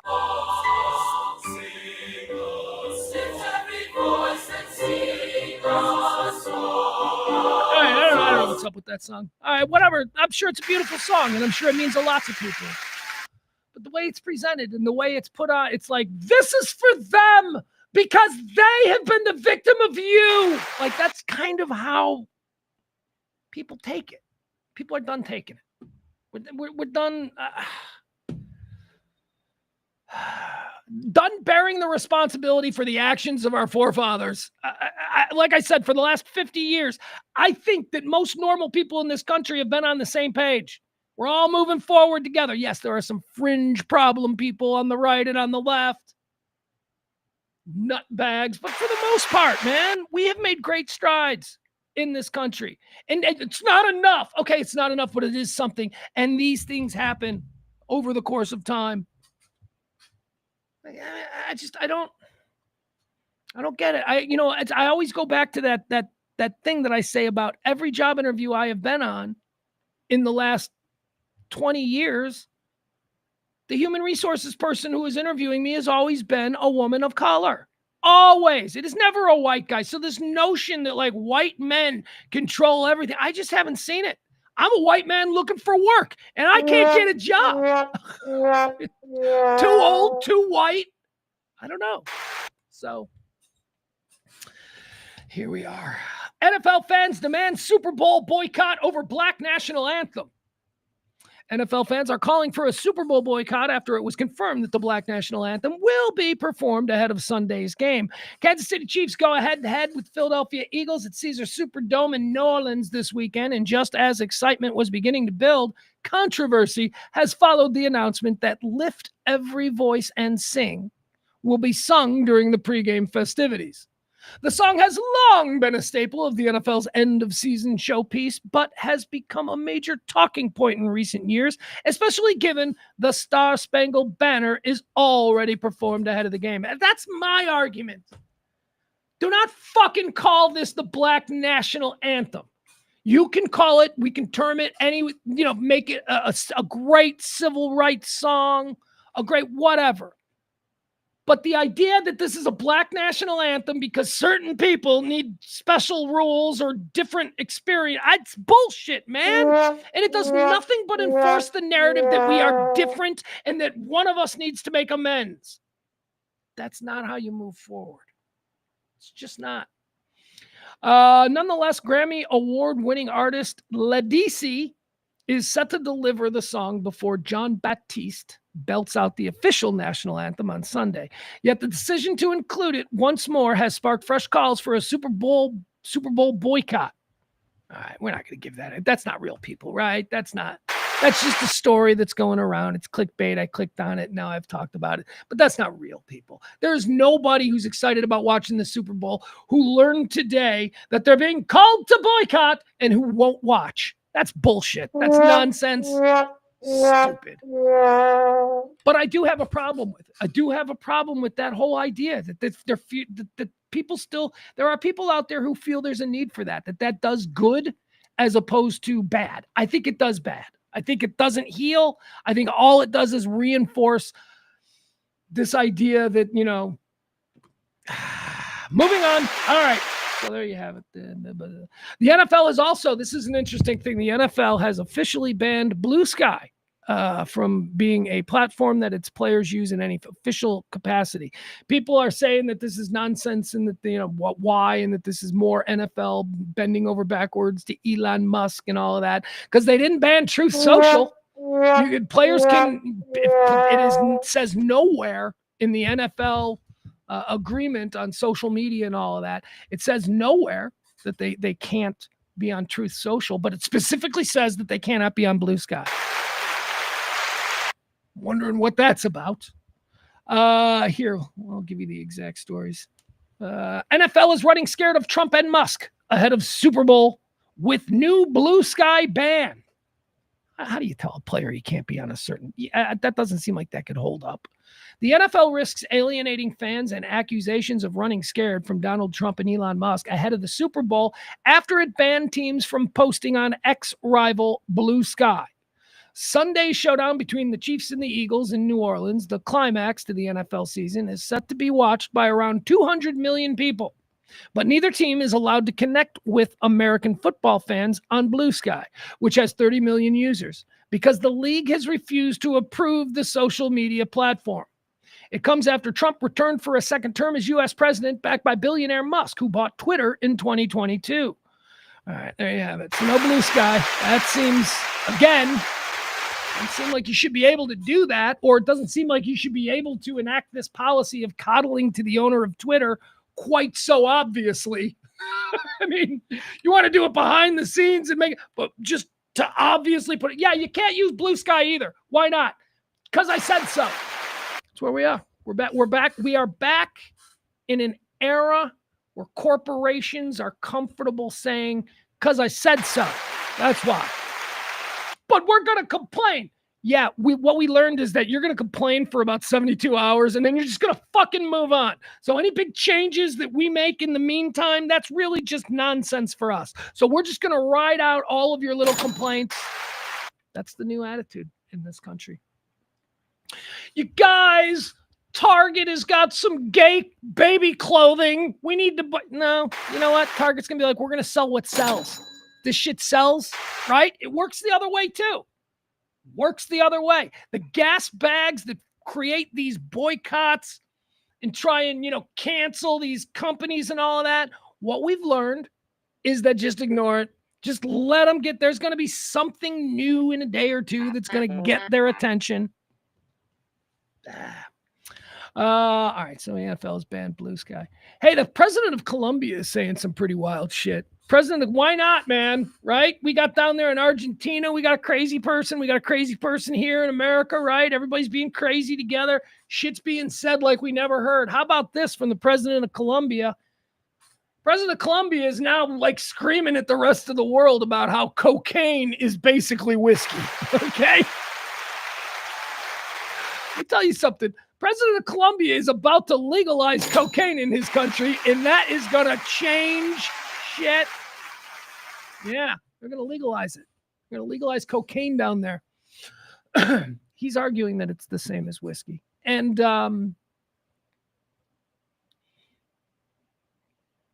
here's what I would say to that. It's not at all like whiskey. I mean, cocaine, you do a line of cocaine and it's like, woo, all right, here we are, present and accounted for. It dials you in. Whiskey makes you drunk and sloppy. Whiskey makes you, I don't care. They're two totally different intoxicants, if you will. I think, this is me personally, right? This is just my opinion. I think cocaine is the worst of the drugs. And I've been very clear about this. I think that so if we're saying, is it worse than whiskey? I'd be like, yeah, it's way worse than whiskey. Absolutely. Maybe it's because of the availability and you can go to a liquor store, but no dude has ever turned gay for his next drink of whiskey. Okay. So they're not exactly the same thing when it comes to, I really like this stuff. My personal take on cocaine is that it's the absolute worst because it's the absolute best. That is why cocaine is so dangerous. And that's why I've only done cocaine like 3 or 4 times in my life. And I was at the party scene. I was with a lot of people. Hey, man, you want to bum? You want to be cool? Yeah, I'll try it. Whatever. 3 or 4 times. I loved it.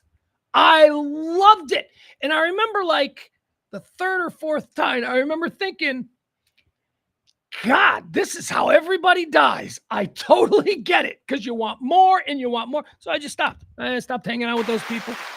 Stopped dating that girl. I'm like, okay, I did it. I had the life experience. I get it. I understand why people's lives go into the toilet after they discover, but I've always been like this though. Like I know that I have some real tendencies to be obsessive. Look at this show. God damn, isn't this the best example? 3 years every day of doing a show that almost nobody listens to and does nothing but drive me deeper into poverty. And yet here I am every day. I get obsessed. I always tell the story about asteroids. When I was a little kid, I was like 12 or something. Asteroids was new. I was the best at asteroids in the world. I'm just saying I was the best. I won every asteroids tournament there at Arcade, #1 Fun, Arcade in the Bremertown Mall. Won the Cook County Finals. And then I didn't show up for the championship because there wasn't really money in it, but I made it to the finals and I couldn't go. I was like, Mom, I got to go to the arcade today. You're not going to that arcade again. It's your grandma's birthday. I don't know, something like that. Anyway, it doesn't matter. It wasn't that big of a deal. But I was good at asteroids because I was obsessed with it. Because I would sit there and I would pump quarter after quarter after quarter, and I figured out. My hack on asteroids was I figured out the pattern for hyperspace. If you remember the old game of asteroids, hyperspace was a button that you would hit and you would turn up randomly somewhere, and maybe you'd escape whatever danger you were in when you hit the hyperspace, or maybe it would plant you in a place that's even more dangerous and you're dead instantly. I figured out the pattern to hyperspace. In the very early asteroids, there were only 10 different spots where you could turn up, and you always, if you knew where you turned up last time, you knew where you were going to turn up this time. Anyway, that was my hack, and I was obsessed with it. And then I stopped playing because then came Donkey Kong and Pac-Man and all this shit, and I looked at the landscape of video games and I said, no, this is going to ruin my life. So I stopped. Never played Nintendo in the 90s, never did any of that stuff. Then I moved here to Dallas, and in 2005, the Rockstar Games people, they approach us. They want us to be their exclusive tester of games. So I'm like, okay. I mean, they're paying me enough. So, then I got super into Grand Theft Auto. And I would become obsessed with it. I'm staying up till 5 o'clock in the morning. Anyway, I know that I have a tendency to lean into addictive type behaviors. And I've also known that I need to just walk away from it. I need to just be like, that's bad. That's really bad. Cocaine was like that. The president of Colombia, who is sitting on a big old pile of cocaine money, he understands. He's like, look, man, this is like oil. If you guys would just let us export and sell this shit, we make it the best cocaine in the world. I don't know why I did it like an Italian guy. Cocaine is no worse than whiskey. Would be sold like wine if legalized worldwide, says president of Colombia. Who is this guy? I don't even know his name. Dateline, Bogota. Cocaine is no worse than whiskey and is only illegal because it comes from Latin America, said Colombian President Gustavo Petro during a live broadcast of a government meeting. Colombia is the world's biggest cocaine producer and exporter, mainly to the United States and Europe, and has spent decades fighting against drug trafficking. During a 6-hour ministerial meeting, broadcast live for the first time ever, the leftist president said cocaine is illegal because it is made in Latin America, not because it is worse than whiskey. I think it is far more addictive than whiskey. I think the intoxicant, the intoxication, I think that it's way more troubling than whiskey. Whiskey, you're gonna rob a bank, okay? With whiskey, you might drive drunk. Cocaine, you're going to plan a bank robbery, and then you're going to go through with it. That's cocaine. Confidence. You think you can do anything. You ever seen a real ugly man in a club talking to a super hot girl, and he's just not giving up? That's cocaine. That's cocaine. He knows he doesn't belong there, but he's, During a 6-hour ministerial meeting broadcast live for the first time ever, he says, scientists have analyzed this. Cocaine is no worse than whiskey, he added, suggesting that the global cocaine industry could be easily dismantled if the drug were legalized. He's not wrong about that. You make all drugs legal, and the illegal underground will go away. Not immediately, but it will go away. If you want peace, you have to dismantle the business of drug trafficking, he said. It could easily be dismantled if they simply legalized cocaine in the world. It would be sold like wine. Petro also pointed out that fentanyl is killing Americans and that fentanyl is not made in Colombia. No, that happens when it gets here. Like Colombians got the pure Colombia flake, right? And they put in those bricks. We've all seen the drug movies. They put them in those bricks with tape around them. they gotta be hard to open, right? Like, you ever see that like a drug movie where they're like, get the cocaine, and it's all of these like really tightly packed bricks wrapped in tape. We never see that part of it. We always see the guy test it, and the guy pulls out some giant knife and stabs it, but that's not how they really open it. There's like guys like trying. I just imagine it's difficult, like a CD, like buying a CD in the 90s. Anyway, there you go. Cocaine. He wants it to be legal. President of Colombia. Of course he does. You know how much money they would make on that? Fentanyl. They don't put it in there. He's like, hey, by the way, all the people that are dying from cocaine, it ain't from our cocaine. Our cocaine's good. The people are robbing banks on our cocaine. People are planning rocket missions to, other planets on our cocaine. People are having the time of their life on our pure Colombian cocaine. That's what they're doing. Andrea Mitchell is gone from NBC News. Nobody cares about that. She was an awful old woman. She was awful. I hated Andrea Mitchell. Oh my God. First of all, okay, she was married. She was married to the chairman of the Fed, Greenspan. Was he chairman of the Fed or was it whatever he was? She's like out there for like 20 years, like doing the news and like being like, I'm Mr. Independent Journalist. Meanwhile, she's married to like one of the most powerful money people in the entire planet. That wasn't really divulged much. It's like that's shady on her part. I never trusted her. She's going home and she's sleeping with Alan Greenspan. And we're supposed to take her seriously as a journalist about, no, I don't think so. Andrea Mitchell. Anyway, she's gone. NBC is like, we're getting rid of all of these people who have just been awful for decades. She's one of them. See you later, Andrea Mitchell. Don't let the door hit you where the good Lord split you. Guy by the name of Irv Gotti is dead. Love that name. I think that's such a fun name. I look at the name Irv Gotti and I think, oh, he's doing a bit. He's like two kinds of gangsters. He's like a Jewish mafia guy. I kind of like that. Irv, good with money, Gotti. Don't fuck with him. I like that name. Irv Gotti was a record producer, or a rapper, or a writer. He didn't really have money. Not really like him. He was a rapper. I mean, but he's more known as a label head. Irv Gotti was 54 years old. He died yesterday. I always, whenever I see this, because that's my age, I look at these people who died at my age, and I'm like, oh, heart attack, huh? Just came for him, middle of the night. I'm at that age, man. I'm at that age where nobody would be surprised if I died. Here's what they'd say. If I died today, people would say, oh, how old was he? Oh, wow, that's kind of young. Because I'm not old. They'd be like, oh, but they wouldn't be shocked. They'd be like, well, that's around when people just start dropping dead because the brain goes pop. I don't know what happens, but so I'm worried about it. I'm like, oh, Irv Gotti. Oh my God, this dude's like around my age. He just dropped dead, 54 years old. He's younger than me. He's a year younger. He dropped dead.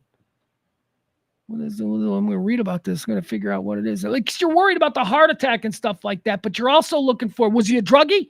Was it an overdose? That could be good. Heart attack brought on by overdose. Okay. That's something. I don't do drugs, so it's not going to happen to me. So I don't have to worry about this. Was it just like, a heart attack or something? Because that's the one that scares me. The two that scare me the most are the brain aneurysm, which you never see coming. The brain aneurysm is just, I got a headache for an hour. I've had a million headaches. Every time I get a headache now, I'm like, is this the one? There's that, and there's the heart attack. So I'm always looking around my age. I'm looking for, what was the cause? Music producer Irv Gotti of Murder Incorporated Records. He dies at the age of 54. Turns out with this guy, I also always look at him. Like if they're around my age, I look at them. Like, are they a fat fuck like me? Or are they like kind of in shape? Are they taking care of themselves? Because if they're in shape and taking care of themselves and they died of a heart attack, I'm like, what?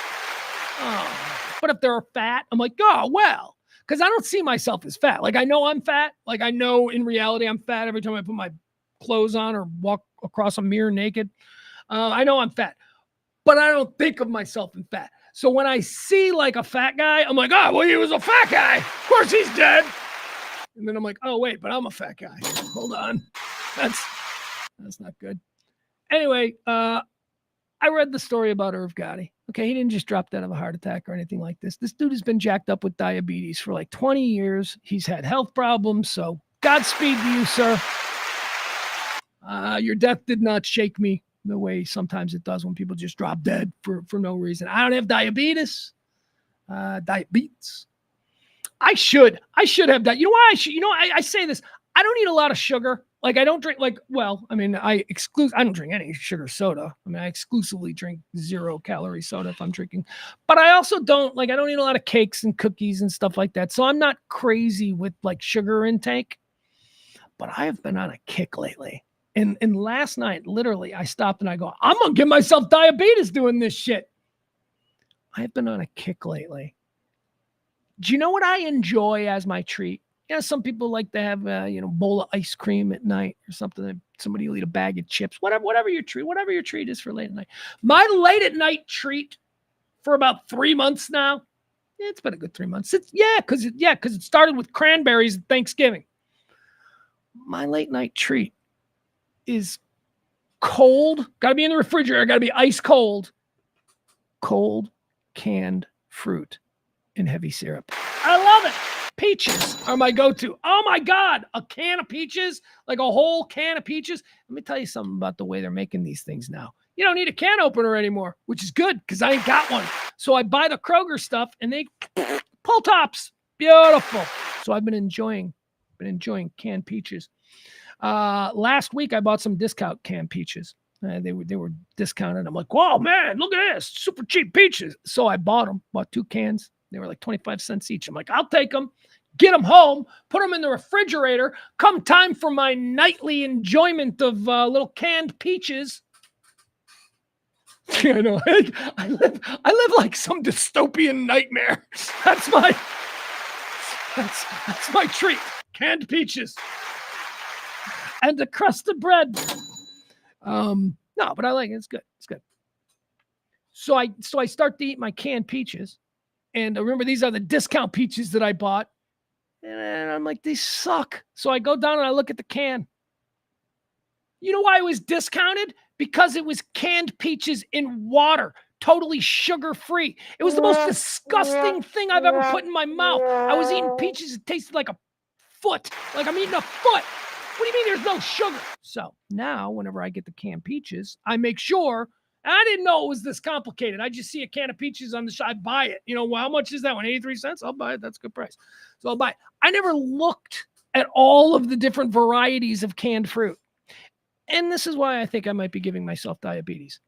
I will only buy canned fruit in heavy syrup. Just don't give me no sugar-free bullshit. I'm not drinking 15 fully leaded Coca-Colas every day, okay? I'm not eating half a cake, all right? Although, I've got to be honest, I've had a cake in the house for the last week, and I've been eating a lot of cake. But that's not going to continue. It's like I'm not going to have like another cake to replace that one when it's gone. Point is this. Sitting in bed last night, and I'm drinking I'm eating the peaches and heavy syrup, and you get to the bottom of the bowl, and it's just nothing but straight, thick sugar syrup. Peach, the juice that's in the can. Oh man, I chugged it. I'm like,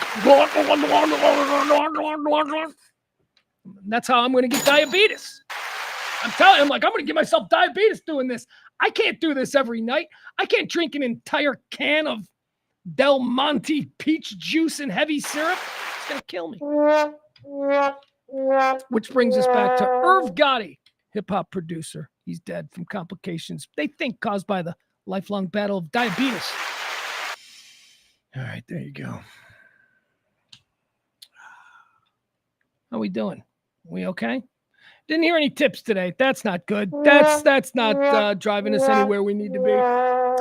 So that's going to do it for the show. We'll be back tomorrow. I've been trying to do the shows at different times for various reasons. Yesterday, I'm like, let's do it at 2. Let's see if, maybe there'll be some new people. We'll get some new tips, whatever. Let's do it. We got nothing yesterday. We did the whole show for absolutely nothing. So that sucked. Today, I figure 1 to 3. We'll try it. Tomorrow, I think we're going to do noon. We'll probably do noon. Other than that, how are you guys? I hope you guys are good. David says he tipped. David tipped. He didn't tip yesterday. Did you get in here? David's our new guy. See, David's important. David's important for growth. David represents growth. We may not do any more shows after tomorrow. Like I said, I might have to just focus on doing podcasts and stuff, which is fine. And that'll be a whole new thing. But this thing that I've been doing here with you guys for the last 3 years, every day, this attempt at doing a style of talk radio that isn't really, it's not a guy yelling at you. I mean, I'm yelling, but I'm not yelling at you. I'm being more performative than anything else. It just didn't grow. And tomorrow very well could be our last show because I got to make a really big decision. You can't just keep doing something, right? Something that's delusional, that doesn't grow. It's been 3 years. No one can say that we didn't do it with consistency. No one can say that, the reason it didn't take off was because they were doing a show every couple of days. No. We did it every day with consistency. We simply didn't grow. And short of not growing, we didn't make the minimum that we needed. Like I remember in the beginning, I'm like, that's fine. I mean, look, if this show can generate $200 a week, that's $800 a month. We can pay for everything and I can justify, being able to, live that way in hopes that it'll grow. And then it very quickly became, if we could just do 150 a week and we never got that. And that led to us going, we just got to push. We got to do 1 week a month where we'll call it Pledge Week and we got to push.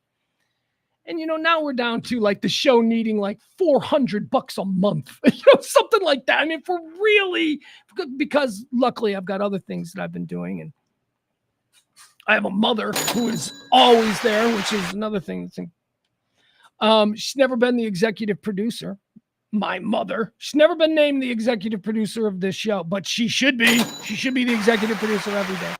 So we just can't continue that. We can't continue this. We gave it a good try. Talk radio of this form doesn't have a home in AM radio, but also we didn't make it something that was viable. We together didn't do it. I didn't do everything that I could do. None of you people share the show. None of you. So, been saying that forever. Just come on. We got 30 people every day in the chat room, right? The shows give 100 listens every episode, 60, something like that, whatever.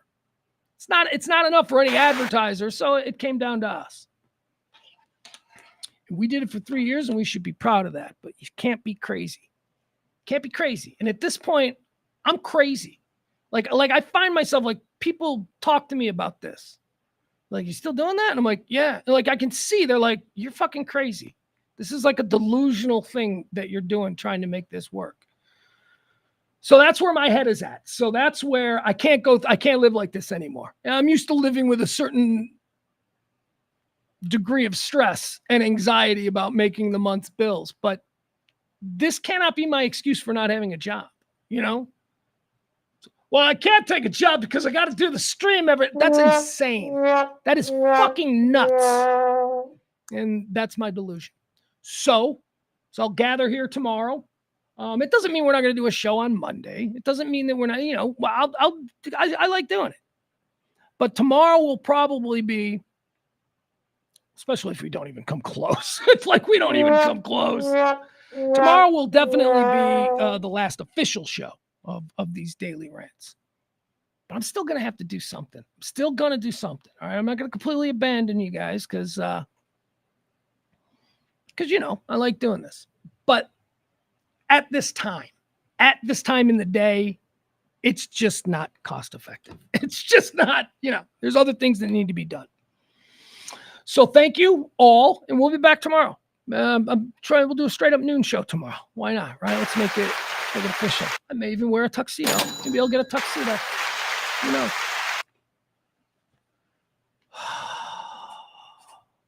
That's what why is Whoopi Goldberg on my TV. Whoopi Goldberg warned the public to not believe a phony weight loss ad made with apparently AI has got Whoopi Goldberg out there talking about some weight loss thing. And she's saying, that ain't me. That's AI. All right. I love you guys. Peter, thank you so much. Frank, thank you so much. David, I'm going to check that shit out. David is the new guy. David represents, the reason we might continue because we got a new guy and he's tipping. Thank you, David. Appreciate that. All right. Love ya. See ya.